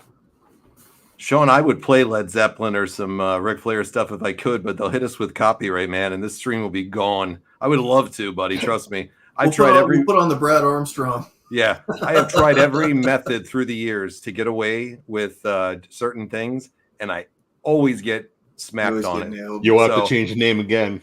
Yeah, I ain't doing that. I've done it enough times through the years. We've had too many friggin' names, so we ain't doing it again. You can play up to 30 seconds. Yeah, and then you got to worry about it. That's why, like songs like the Brad Armstrong one, they're not going to go after. But if I played Led Zeppelin guys, or Ric Flair matches, I'd be toast. Stairway to Heaven, good ones though. I definitely think these are good ideas. I wish I could get away with some of them though, because they'll slap us real hard. We'll have 30-second segments of wrestling songs. What's going on, Brian Beeline? Hey, so Brian. I'm going to give Brian a shout out here. So that cool new logo right there, my friend Brian actually made for us. Brian, we appreciate it, by the way, dude. Brian is the man. He's got a great show. Check out the Beeline Entertainment. Man, these guys do everything. We're going to have actually Brian on hopefully a future episode here on the show, and I'd love to get him on random conversations too. But look at that logo, man. There's another cool one he did for us too. I'll unveil the next time. And you guys definitely, if you ever had any logo needs, video stuff, whatever it is, this is a great guy to go to. Just check out Beeline Entertainment. Check out Brian Beeline. He's got some great stuff. Brian, thanks, buddy, again for all that you did for us, bro. Absolutely, brother. He's a good man and a good dude and a good friend for, and helped us out a ton because my logo skills suck. So that's not true. You don't give yourself enough credit, but those logos knocked it out of the park. I couldn't do that. The ones that he did. Wait till you guys see the other one next time. That's even cooler, man. This dude has got some straight talent, and guys, check him out for sure. And we can't wait to have him on the show. Hopefully next week we can get Brian on because we're going to do some trivia next week. So I'll talk about that at the end of the show, though, guys. But let's get in now. We've kind of looked at all different elements, and if anybody wants to pop on right now, I'm going to put the invite out once again. Just try to have good audio and connection and stuff so we can, keep the conversation flowing good. But we're going to talk now about dream matches in regards to fantasy booking this Wargames. I'm really excited the most for Wargames this year because as we all and everybody in the chat has said, there's a million different ways we could all do this, and they're all really cool ideas. But this Wargames is the one that I'm looking forward to the most for me because I want to see if they can pull some cool surprises. I want to see if Heyman comes back. I want to see all that stuff that they're going to do. But for this segment on the show, this is dream matchup, meaning doesn't have to be on the active roster. Could have been somebody from another promotion, whatever it might be. We want to know why you think they would fit in with Roman Reigns here and why they'd be a good fit, how you make it work. Let's hear it. We're going to do a classic 5-on-5 style here for the Wargames. To me, I'm going to make it Rock, Solo, and Jacob Fatu and Tonga and Tongaloa. That's their 5 for the new bloodline. Roman's got to pick his 4, though. So with that said, you guys can put your comments in, or if you want to pop on the stream and tell us it as well, please feel free. But I'm going to turn it to Richie first. Richie, dream book this for me. Who would Roman's 4 guys be that you'd want to see him team up I'm with? going with your 5 on that side with The Rock. Okay. Right. But on the other side of the coin, I'm going to go. Let's see. You got me in a little spot here. I'm going to say you got to go. You have to do the original bloodline. Like Jude said, it would make the most sense. It's like a Civil War type of deal. So you got to go Sami Zayn. You got to go the Usos. You got to go Roman Reigns. And then, of course, that last one there, who would that be? I mean, you would probably have to bring out, I would say, Brock Lesnar. I would say Brock Lesnar. You would have to have Paul Heyman come out, make the phone call, and say, I brought my buddy along, and you do the whole, beast incarnate and all that stuff, and he comes out there and just mauls everybody, and they get the win. That's my opinion. That's the best way you could book that. That's the dream matchup. Anybody you could have involved in this, those are the ones you're going to go with. That's what you would have to go with. I mean, because this doesn't mean what you'd have to go with. This is what you would want to go with for a dream. That's what I would want to go with in this scenario. Okay, fair enough. Yeah. I like that. Yeah. Jude, what about you? So I agree with the whole Rock and that side of the match. I think that's the money side there for that side with the Rock. I think, though, for a War Games match involving Roman Reigns, I think you have Roman Reigns, you have the Usos, so Jimmy J. Uso, and I think you throw in there Seth Rollins and Dean Ambrose. Yes. Dean Ambrose. The Shield. Yep. You have the Shield and the Usos for Roman. Yeah. I would love to see that part. Yeah, I would love to see that match. Yeah. You have the original Shield. You have the Usos, who are, I consider the Usos right now the best tag team in wrestling. Yeah. Yep. I think they have far surpassed New Day. New Day's run its course. New Day, as soon as Big E got hurt, you should have split them up. Dead in the fucking water. Split them up. Yep. You should have had a heel turn. You should have had Xavier Woods be the heel and go after Kofi. Yeah, easily. I just think that a lot of people forget about Demolition. I loved Demolition. Great team. Loved Demolition. Mm-hmm. And I mean, those guys are still wrestling. Yeah. But I love Demolition. They are one of my favorites. But the Usos, their evolution, they're phenomenal. They are phenomenal, and people shit on them all the time, and I don't know why, because I just think I'm not a big fan of the yeet shit. The neat, neither the am I. Yeet, no yeet. But as far as talents, as far as charisma and stuff like that, they're freaking great, man. Yep. But that would be where I would go with the War Games 5-on-5. You read my mind 100%. That's exactly how I would have done it too. The Shield. Yeah, you got to have the Usos in there because they're, like you said, one of, if not the greatest tag team champions of all time. These tag teams of all time. These guys are phenomenal. Like you said, they do not get enough love for how damn good they are. And look at it's translated for Jay. I don't like the eat stuff either, but this guy's selling merchandise like crazy. He's one of the hottest acts on there.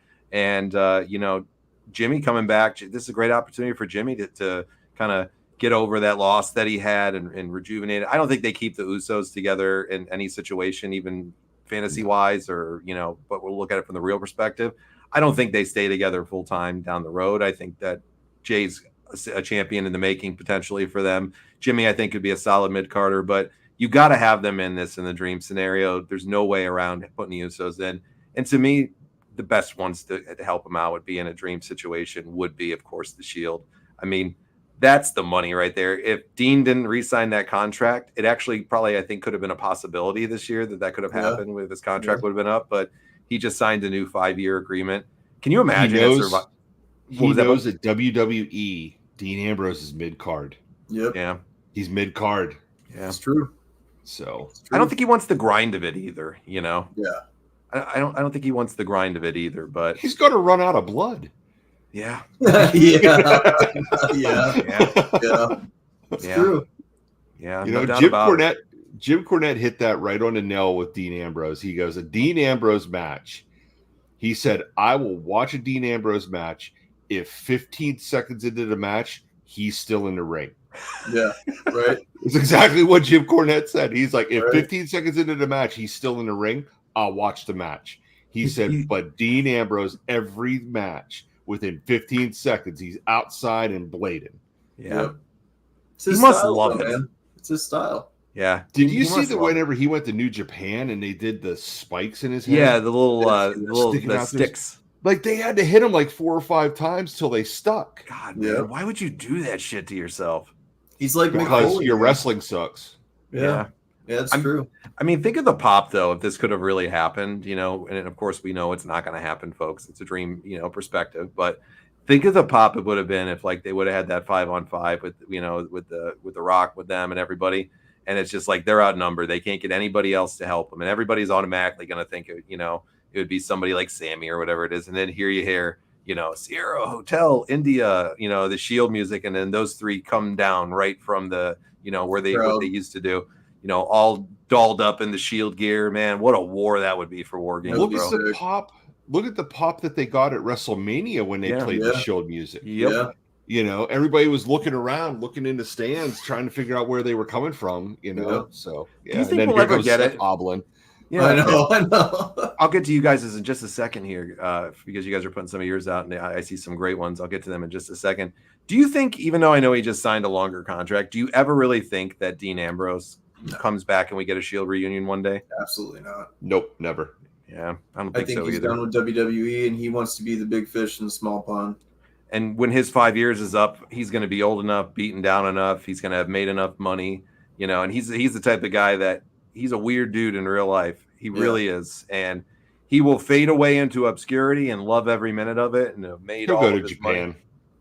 Well, I think he's done all there is to do in WWE. You've won the title. You won. I mean, you were part of the biggest faction ever. You were. What else is there? There's to do? no doubt he's a Hall of Famer, and he's, to me, even above Jericho, he's AEW's greatest signing that they've ever had, in my opinion.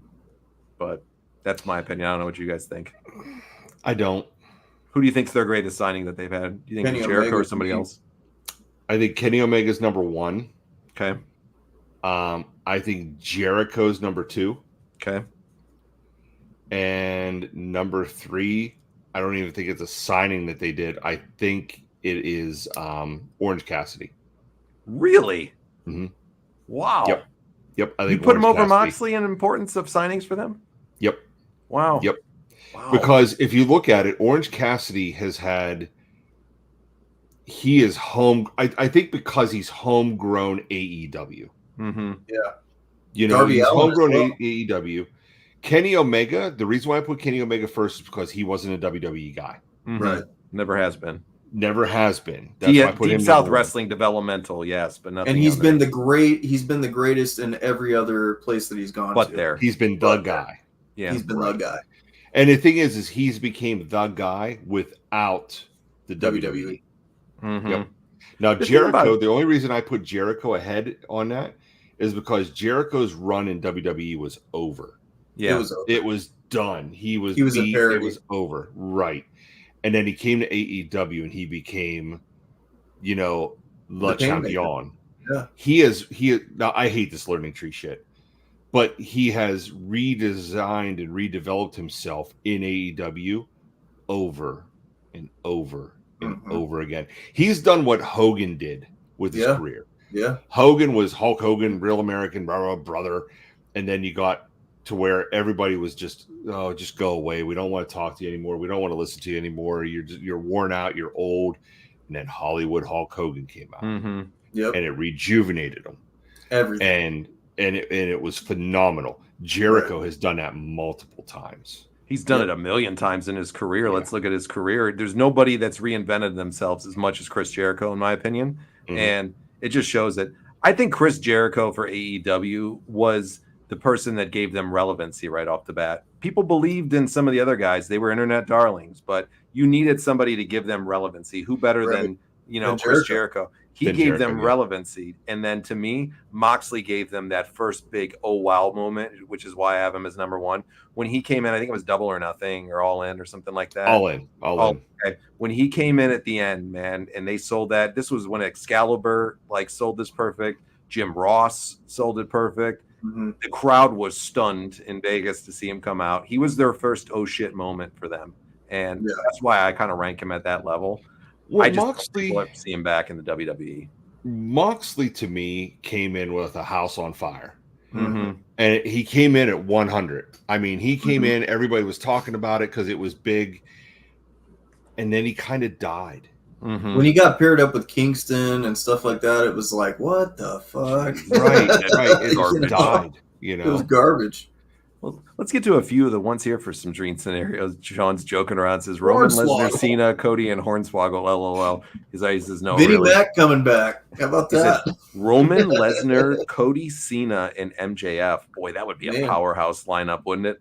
Yeah, for sure. Who would you want to pair MJF up with in this? Who would? Because you kind of everybody's like, got to do with Cody.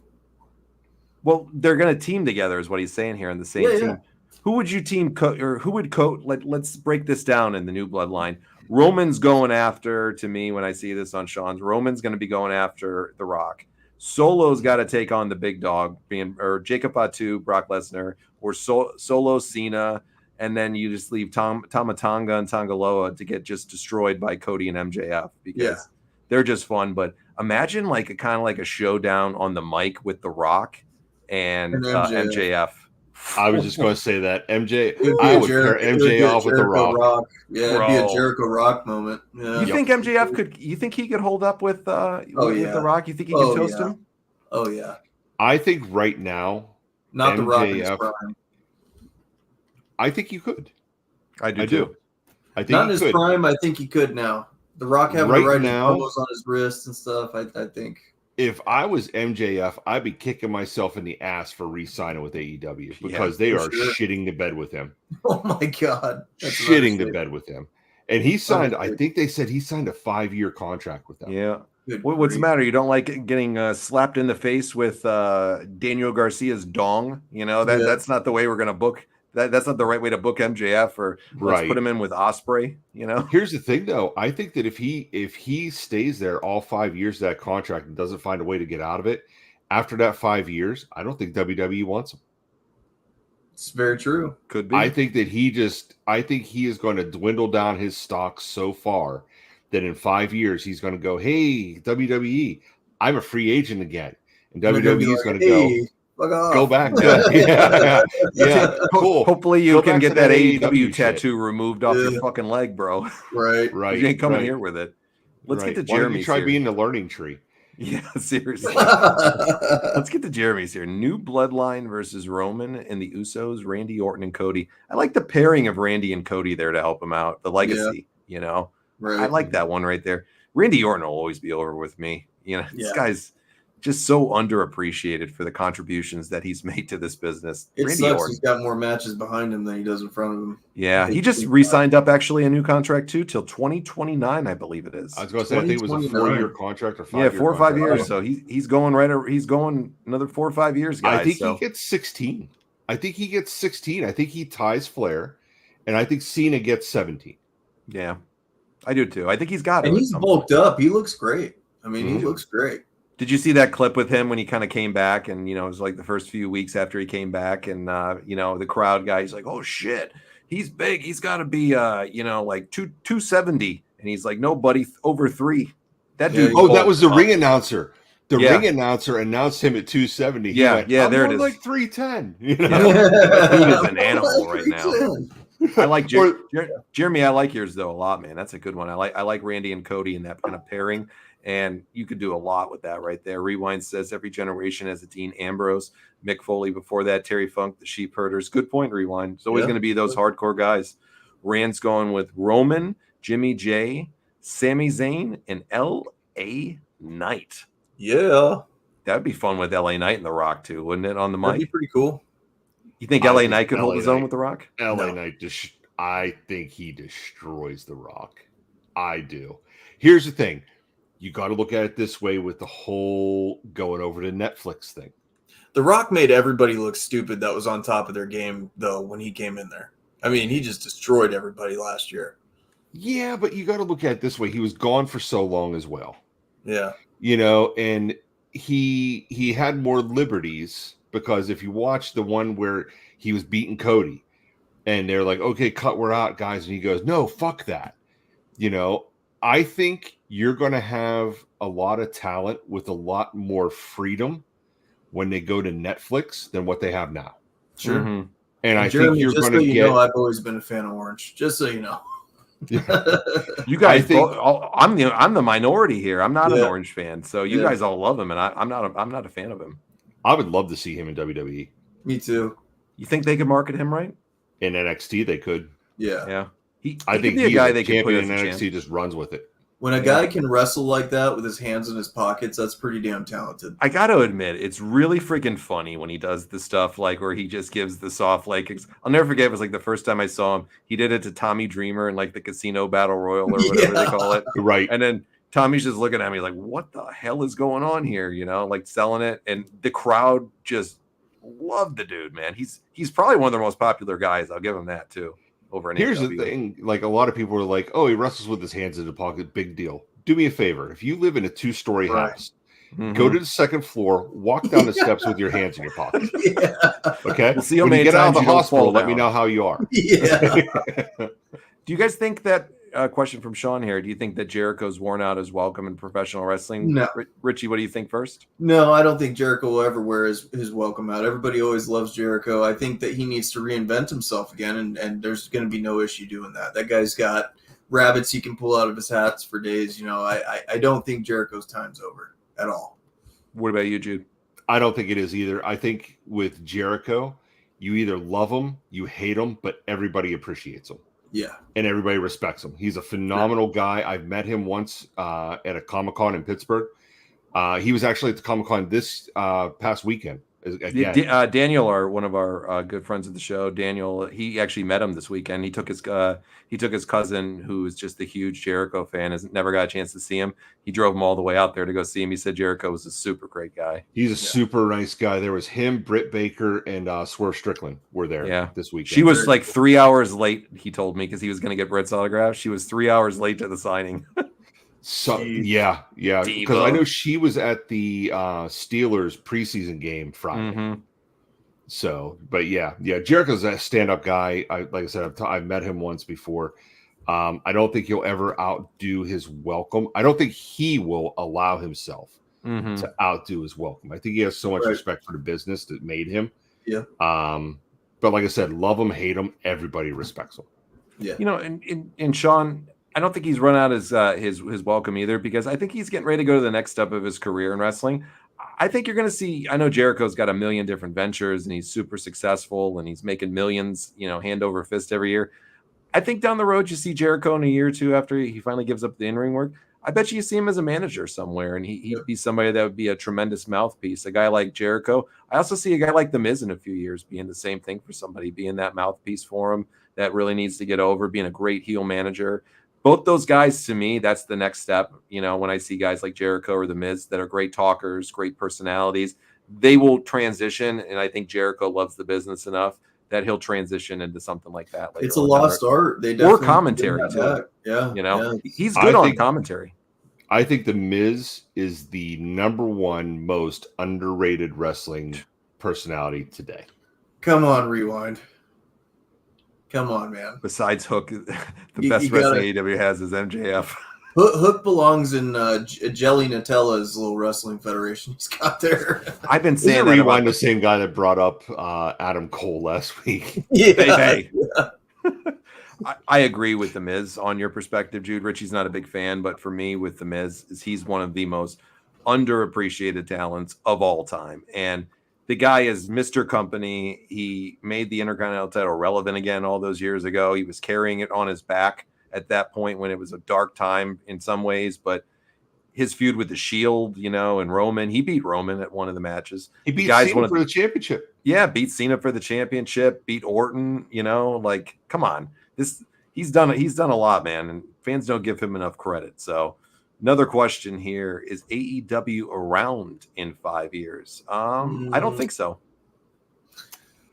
That's a tough one, man. That's a real tough one. I think AEW will be around as long as Tony Khan is willing to let his money hemorrhage out of it. I think AEW goes the way of another WCW. Yeah. I think in 5 years they'll still be there barely. It'll be like TNA. There. They have to, right. There'll be another TNA or there'll be a Ring of Honor. Right. I think in 5 years a lot of their main talent is gone. Yep. And they're just holding on by strings, you know, and begging WWE to do what WWE is doing for TNA. Yep. I'm telling you now, within a year, TNA will have better ratings than AEW. I agree with that. I think they're on 100%. Interesting. Yep. Unless they get somebody over there with a solid vision and can really pump the brakes on what Tony Khan's been doing and actually put it. They need somebody who is a wrestling strategist, somebody who's familiar with booking and isn't afraid to talk up to him and not tell him what he wants to hear. Exactly. You need somebody like that. Tony Khan needs to take a step back to save his own product.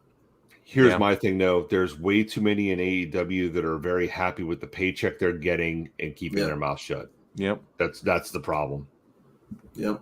AEW is around to me as long as Shad Khan, Daddy, allows them to keep funding this Vandany project. Because let's be realistic. No matter what anybody says the valuation of the company is and the net worth of it, this company is not making a fucking dime. No. It hasn't made money on any realm of it. It is hemorrhaging money out the ass, no matter what they bring in. And if you think they're hemorrhaging money now, I mean, this is all assumption, folks. This isn't fact. We can't say this is fact, but I'm betting all day you can't have that many empty seats in that building. Way.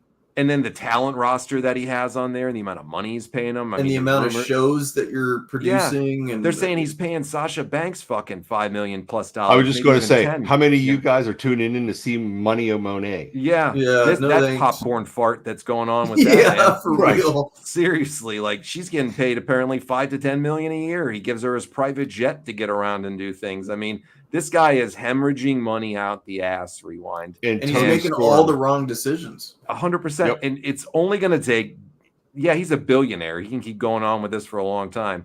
But let's be realistic. His dad didn't get to become a billionaire by being a dumbass. And in business, if it's something that isn't making you money, then you're going to get rid of it eventually. Exactly. Yeah, if it's only losing a little bit for a while, you're saying to myself, I guess I've never been a billionaire like them or a millionaire, so I can't tell you what that feels like. But I'm sure he's saying, all right, it's losing 10 million this year, lost 20 million this year, lost 25 million, lost 10 this year. We've lost about $70 million on this thing, Tony. You got to turn this around. This has been the first 5 years.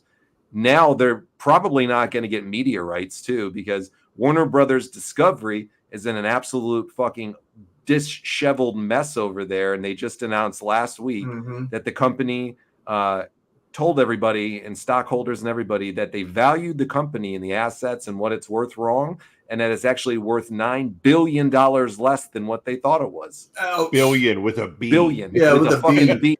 That's huge. Do you really think that AEW is going to get some new big contract or a matching one?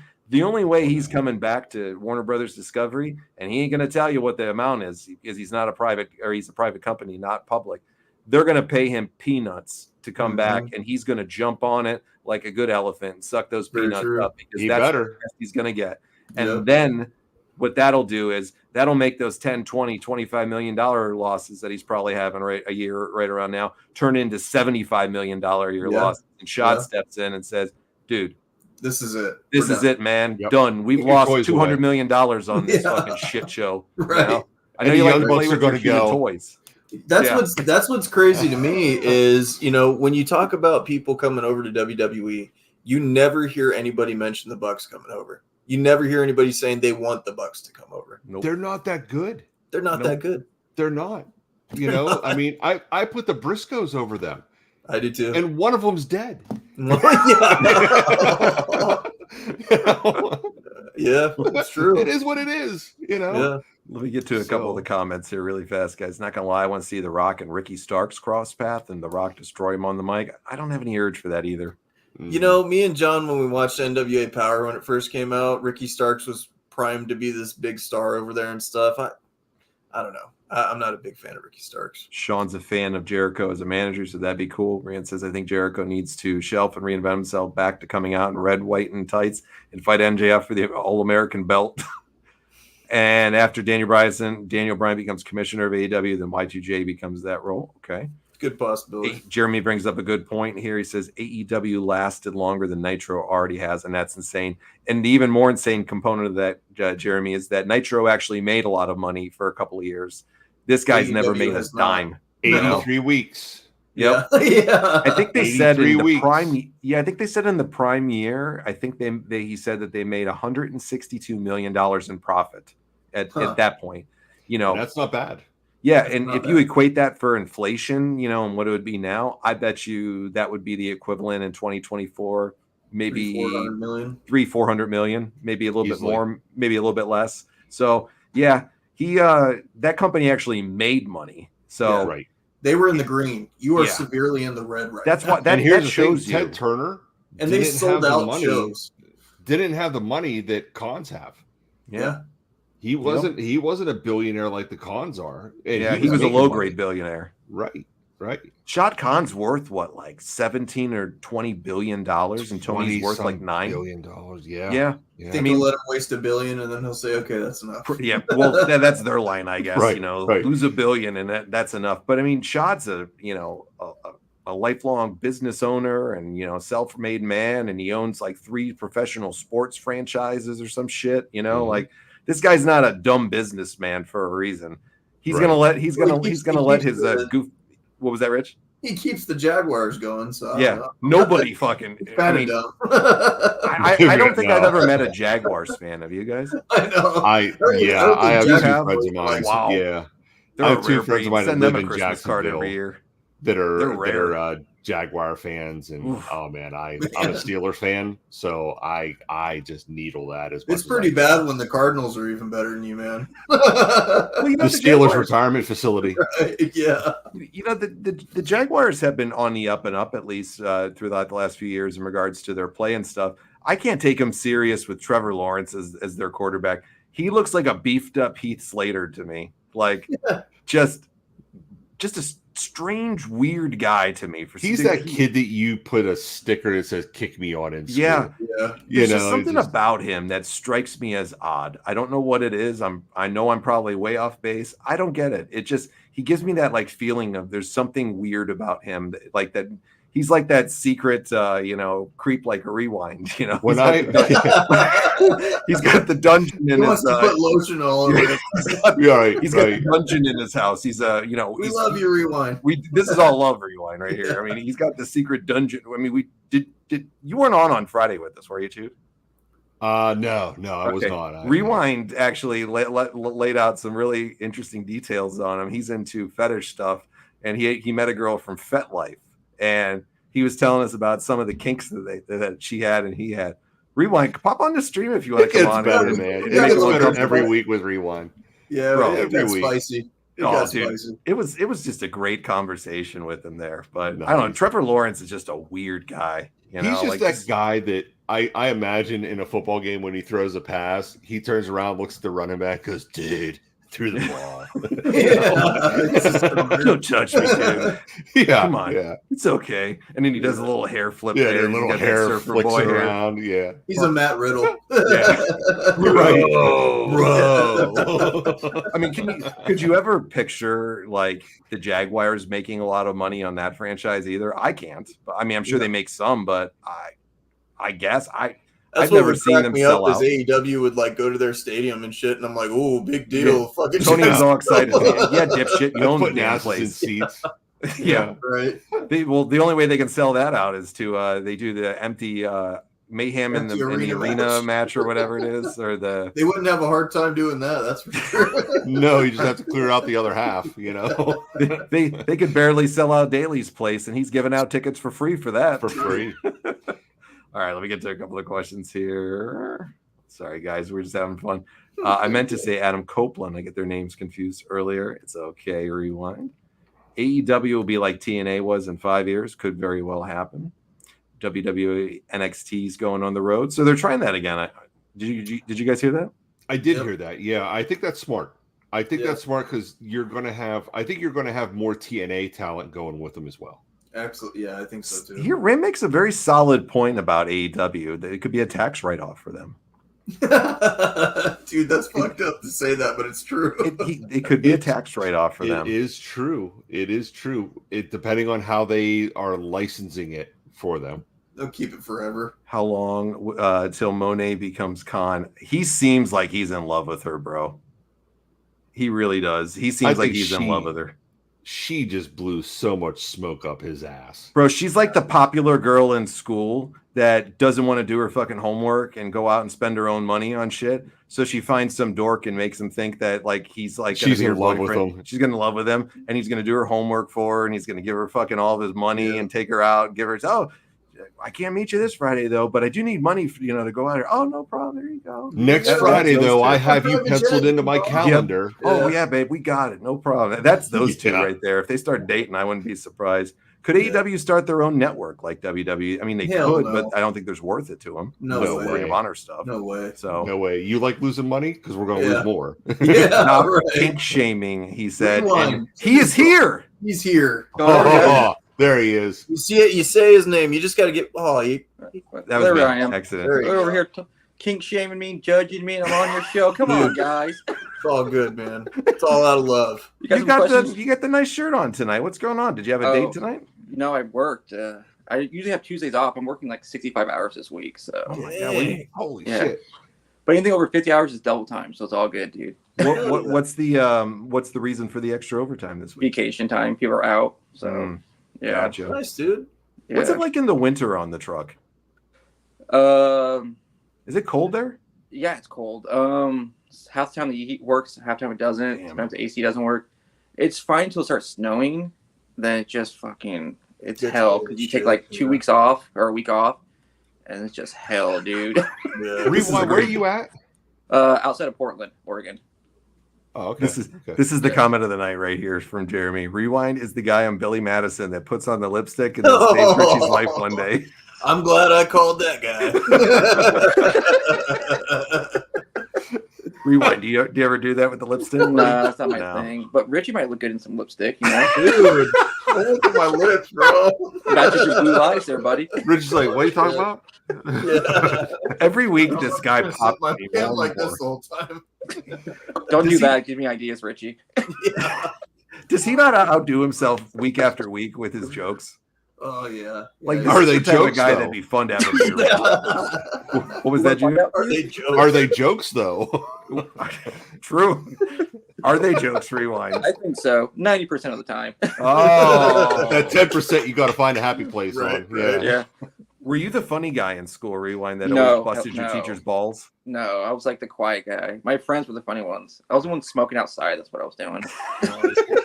I can see that. I can see that. Smoking cigarettes. I had to ask. Rewind, how old are you, buddy? I'll be 35 on the 28th. Okay. But I haven't smoked weed or drank since I was like 20. Wow. Oh, right on. Yeah. That's for you. Yeah, I guess. God I started really young, like really young. Yeah. What do you think? Let's get your thoughts on some of the stuff we talked about tonight. Since you've been getting back into the product here, when you're hearing it, what do you want to see at a WrestleMania 41?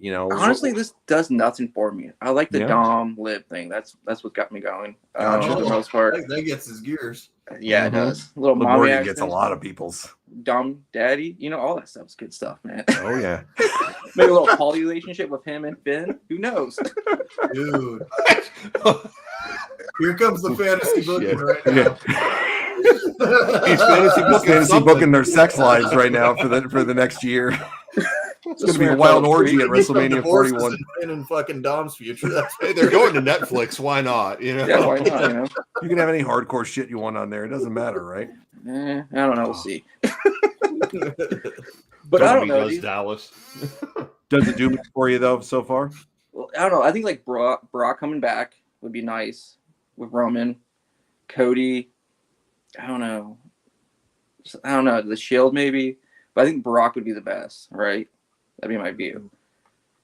What do you want to see, Brock? Who do you want to see him square up against? He'd be with Roman, so it'd be against the new Bloodline. That's what I would think. That's what I would go with. Yeah. Who would you want to see Brock go after in the new Bloodline in that match? Solo. Solo. It'd Yeah. be a fun one too. Yeah. Cool. Yeah.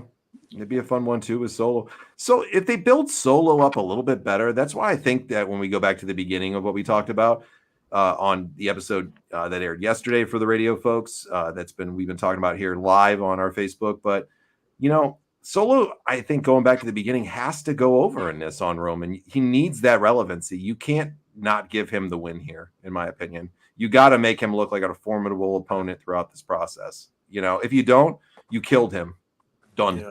So you guys were talking about The Rock coming back and doing Roman, right? Yep. Would it be like a 3-time thing? Like Rock goes over first, then Roman, then Roman again? So like a grudge match thing? I think So it's like- a one-off. You think so? I was going to say that too. I think it's a one-off. I don't think They fucked that up it with John loses it. Cena. They messed that up with John Cena and him doing it more than one Yeah. time. They should have just did it the one time. It's the way to stick a fork in this bloodline angle after 5 years and move on to something new and The start. Rock making tells some you the other end of the storyline. He's the final boss. Yeah, Well, and that'd it'll be end like with him. Him and Cody then? Because then he said that to Cody, right? His final boss to Yeah. Cody. Yeah. He's got to go over Cody though at that Mania too. Though he's got to go over Cody and get something out of it. And to me, what I would do, I'd like to hear what you guys would do with Cody after this, because when this is all done, Cody's already been, to a lot of people as somebody that it's been kind of a flash in the pan champion to them, because the whole thing has always been revolved around Roman, and It we always reminds ask me of what- Kofi Mania. Yeah, what happens after, or That's even good, Daniel yeah. Bryan in the WWE. I know he got hurt, but what happens after? Now you got it. Cody's got to have to reset a little bit. I don't know if they'll ever jump on him with this because he's so over with the fans, but I'd love to see Cody get a break for a while, come back as a heel. So let me ask you guys this: who gets a bigger rub from beating The Rock, Roman or Cody? Roman. Cody. I think it's Roman actually. Do you think so? He's not Cody? I would think it'd be Cody, right? I think it's Roman. I think it's Roman as well. I think Roman gets a bigger rub. Unfortunately, Cody doesn't have the whole package, man. He just doesn't. He doesn't have that. He's like and I hate to say this, and a lot of people are going to probably think that I'm dumb for saying this, but he's like Shawn Michaels when Shawn Michaels was the champion. He couldn't carry the product and bring the ratings. He couldn't do it. I think Cody has lost his, it was big because he came back. The prodigal son came back. And then it was, he's got to finish his story because that's what's supposed to happen here. Yeah. And now that he has, I think everybody has next? been like, okay. Yeah. Yeah, woo. Yeah. You guys think he 'cause could get over as a heel? Rewind, I'll start with you first. Do you think he could get over as a heel after his championship reign is done? Do you think he's a guy that they should bring back as a heel or could get over as one? What do you think? Cody? Yeah. Yeah, he can try it. I don't know if he'll get over, but he can try it. When I think of Cody, I think of like a nice guy that everyone likes. You know what I mean? He does look like a nice dude. Yeah. So that's what I don't know. You can try it, see what happens, but I don't know if he'll get over. Yeah. What about you, Jude? Do you think he can get it over? I don't. Okay. I don't think he would because of he's the son of the plumber, and he's, unless he could play it off with, I'm not my dad. Yeah. I'm not Dusty Rhodes' kid. I'm Cody Rhodes. Mm-hmm. To do that kind of angle, and then you can have him run. I think him and Roman Reigns is done. I don't think you put him in the ring with Roman Reigns anymore because Roman is here and Cody's here. So I think he could run with it if you put him on Raw, put the title on Randy Orton, and make Cody Rhodes the heel. I got a great idea here. You brought a lot into this. I got a great idea on this one. You guys tell me if you think it's a great idea. You want to get over Cody as a heel, you got to put him off for a while. You want to get a new fresh angle after the Bloodline. Something you guys were talking about earlier was the Bullet Club. Somebody that's been around forever that a lot of people do know. Whether if I know it or not, that doesn't mean a lot of people don't know it. It's been a huge entity, that they've had.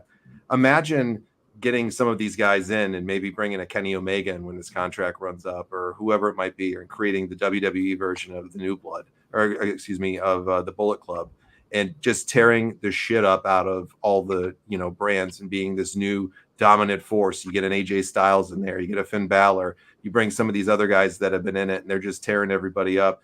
And then you can kind of get maybe like an NWO WCW vibe here, where they're going to have to pair up against the best competitors over in the WWE. Yep. They need And you somebody. got a lot of them to do it. And then here you give Cody his Hogan moment where, they're looking for the bad guys are looking for their next person. And then Cody comes out to be their member and their leader ultimately and kind of creates their own thing right there. Cody goes over heel tells the fans to go fuck off, basically. There you go. You've just written about a year to a year and a half of storylines right there. Yep. You can do something like that. What do you guys think, though, about that? I don't think the Bullet Club will ever go over the WWE. They bastardize everything that they don't create. Look at Taz. You know what I mean? NWO. Taz got a fucking glass jar broken over his head by Jim Ross. Dude, he drank the Undertaker's spit. Come on. Or spit. Come on, dude. Like, he was that was Tommy Dreamer. Tommy Dreamer. Yeah. He did Taz, too. Yeah. Look it up. He did the Taz, too? Yep. Oof. Yeah. I don't remember that. I remember Tommy Dreamer because the Undertaker, in one of his one-man shows that I went to, he said when Tommy Dreamer did that, he said it took him everything he had not to puke. Ugh. He said because he actually was spitting in that cup. Like, people thought it was like a prop. He's like, no. He's like, I was spitting in that cup all day. Look it up. It was like during the invasion, but yeah. But have you ever done it by accident? Like you're at a party, grab someone's spit cup by accident? Yeah, that's why I don't. Oh, I'll grab the spitter. Yeah, it's horrible. I'm not going to tell the story on air about something that I used to do with spit cups, so I'll get in trouble for that one. So I'll tell you off. That's on John's Fet page, though. Oh, is it? It's on my FetLife profile that I have. Chew spit drinker. Chew spit drinker. What about you, Jude? Yeah. What do you think, Jude, about something like that with Cody? So I don't like it. Okay. The reason being is it's already been done. Okay. So you're going to the well, and so here's the thing, and I don't mean any disrespect, for any smart wrestling fan, they'll pick up on it in a heartbeat, and they'll go, oh, they're just reusing different storylines for the same from wrestling purpose. History. Right. Yep. Now, do I think it could work? I do. I do think it could work, but you're going to have those wrestling fans who are going to shit all over it. Oh yeah, no, and it always happens. Do you want them to do that to Cody? Would he get heat for it? He would. Absolutely. He'd play off if it get heat for it. But are they going to tune in to watch him? That's the difference. They could shit all over him and just turn off the channel. Oh, this has already been done. I'll wait. I'll wait till the main event with Wyatt 6. They'll turn it off. So do you want Cody Rhodes getting that negative heat? I wouldn't. He's such a big baby face for them and merch mover too, and the kids love him and he's so good. That's why it's going to be hard to do. I think you could have done it if you wouldn't have got so over, and that's a testament to him and his character. That's what makes it difficult. You got to find something to keep him edgy. I think Cody Rhodes right now is like John Cena. Yeah, as far as you just couldn't do it. You could never turn Cena heel. I think if you did turn Cena heel at all during his later part of the career, it would have been phenomenal for him. Yep. Because it would have had a bigger reaction than Hogan turning heel. I think so too. But Cody, I just don't think you could do it now. Like you said, he's just too loved, with everybody. Now, here's the thing. You could put him in a match with somebody and the crowd shits on him. That's your chance. If you put him in the ring right now with Roman Reigns, the crowd's going to pull for Roman Reigns. Absolutely. That would be the opposite. Chance. Right. Yep. That would be your chance to turn him heel. But can he carry it then? I don't think Roman's going to be a babyface for a long term either. I don't think he has that. I think he's going to be babyface long term. Let me get to a couple of the questions here really fast, guys. Cody can be a heel, but go back to the black hair. It is more believable. If you're going to turn him heel, I agree with that. Jeremy also says, want to heel Cody from New Japan versus a face Randy Orton. I don't know anything about the heel Cody from New Japan. I'll have to look into that a little bit. See. I was going to say it is. Yeah, that would make sense. I'll have to check that one out then. I don't know anything about it. Like I said, the whole stuff with New Japan isn't my cup of tea. Wyatt 6 will be the way Cody Rhodes turns heel. Interesting. Good points, everybody. Well, Guys, we're going to sign off here in just a minute. So we're just running out of time for this episode. Thank you for joining us on the stream, Jude. Absolutely. Rewind. I'm going to email you back after the stream. I saw your email. I'm going to read it. I'll email you back and we'll get everything set up. Okay. Cool. Take your time. No problem. Yeah. Cool, buddy. All right, guys. I'm going to sign off and close the green room out right now, but we will see you guys on the next stream. Okay. Cool. Thank you, guys. Absolutely. Yep. Thanks, guys. Thanks, guys. All right. Good conversations and dialect right here from everybody, you know, like really great perspectives. I could see like a little bit of everything from everybody. 100%. But I got to go over the rules for next week really fast. Richie, Jeremy just reminded me here. Let's go over the trivia rules. All right. So next week, here's how we're going to do it, Richie. Me and Richie were collaborating on this a little bit and talking about it. Richie, tell me if you think this is a good idea on how we're going to do it. So we're going to do a little trivia next week. So it's going to be winner take all. There will be something that I'm going to give away for the winner of it, but it's only going to be one winner this time. So it's going to be 15 questions. Richie and I are going to moderate this one, and you can come on the stream when we read the questions out. You can type your answers in if you want, but it's going to be one at a time, and there's going to be no cheating. We're going to take people at their word on it. It would be better if you came on and gave us your picks for the trivia. Right. And if you've never played trivia before, you played team trivia before, right, Richie? Oh, yeah. Yeah. So everybody's going to get an opportunity to give their answers. So whoever gets the most ones right at the end is going to win. And Richie and I are going to moderate it. We're going to come up with the questions for that. And then we're going to pick a moderator. Maybe Jude would want to do it because he's always comfortable with hopping on. Jude, tell me if you would be willing to do this. Jude, we'll put you in charge of picking out 15 questions of wrestling history stuff or trivia for me and Richie, and you could be the moderator for us if you're okay with that, Jude. Because we'll need you to read them on the air to us. And Richie and I are going to compete against one another as well. But we'll say this: let's keep it because Richie is a little bit younger and so am I. Let's keep it. We're going to keep it for the questions. Let's say 80s and up. Okay, is that good for you, Richie? Yeah, that's fine. Okay. You guys cool with 80s and up for everybody out there? Jude's Easy. down to be it 100%. 80s, 1980 up. Is that good for you guys for the trivia? As long as it's okay. Nobody has any objections to that. I think it's a good era that we can kind of start with. So when we put the questions in, 1980s on up to modern. 15 questions, winner take all on this one, and then 100%. I think we're going to get some really good winners here. Thanks for calling me old, John.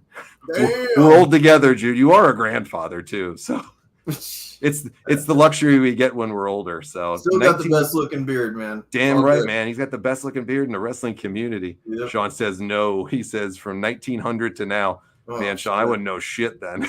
Yeah, me either. I wouldn't know shit at that point. Golden age to 2022.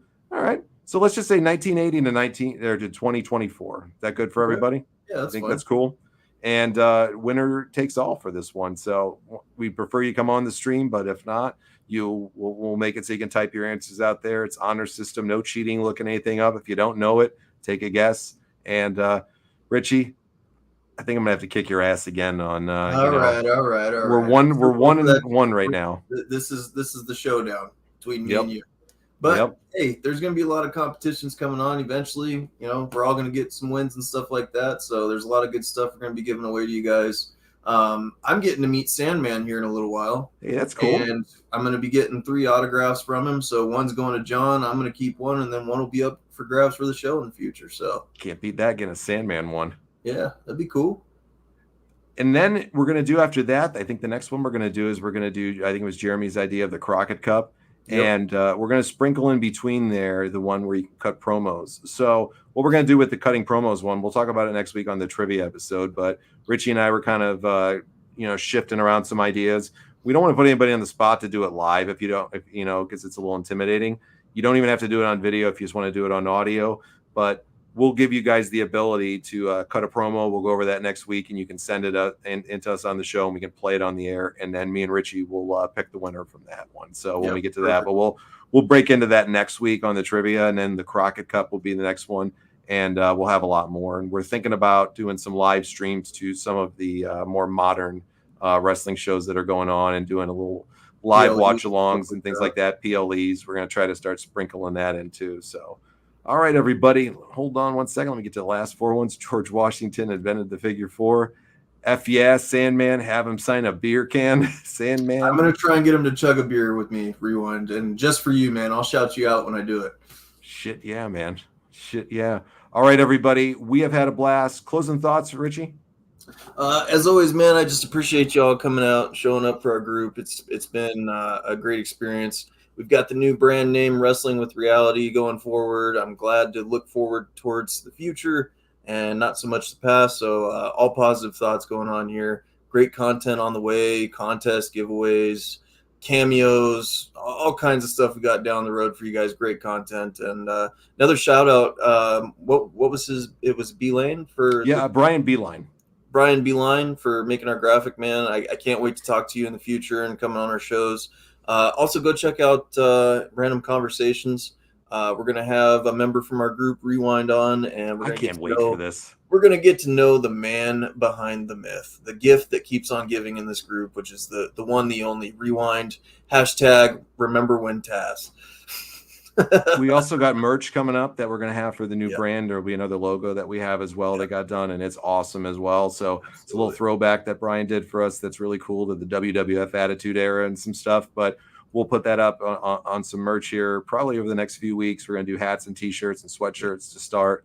And then, yeah, man, there's always the radio. So for everybody listening on radio, thank you. For everybody watching on our live stream, thank you as well. If you're listening on the radio, you got to come over to our YouTube and our Facebook, Wrestling with Reality. You'll find it super simple, super easy. And you got to come join us every Tuesday night when we do our live stream, because we're always running contests. We're having fun. It's an interactive show. Everybody's involved to come on and give their opinion on it. And we're really excited for the future. It's been a great ride for all these years. And we're going to keep continuing to do fun stuff here, and we can't do it without you guys. So thanks so much. Rewind says, great show, seeing lots of new people. Pretty awesome. You guys are killing it. Thanks, brother. We appreciate you guys so much. New brand, same stand. We're the best wrestling podcast family in the world. Copycats can't level up. Amen to that. WWR for sure, and it's for life, man. Guys, you the best. We'd stay with you all night here. Thanks so much for making the show great as always, and hopefully I don't screw out the intros and outros a little bit. If I do, forgive me. It's been many years of saying the old names, so I'm going to get back to this one. So you guys have a great night. Thanks for listening. Thanks for watching. We'll catch you on the next episode of Wrestling with Reality.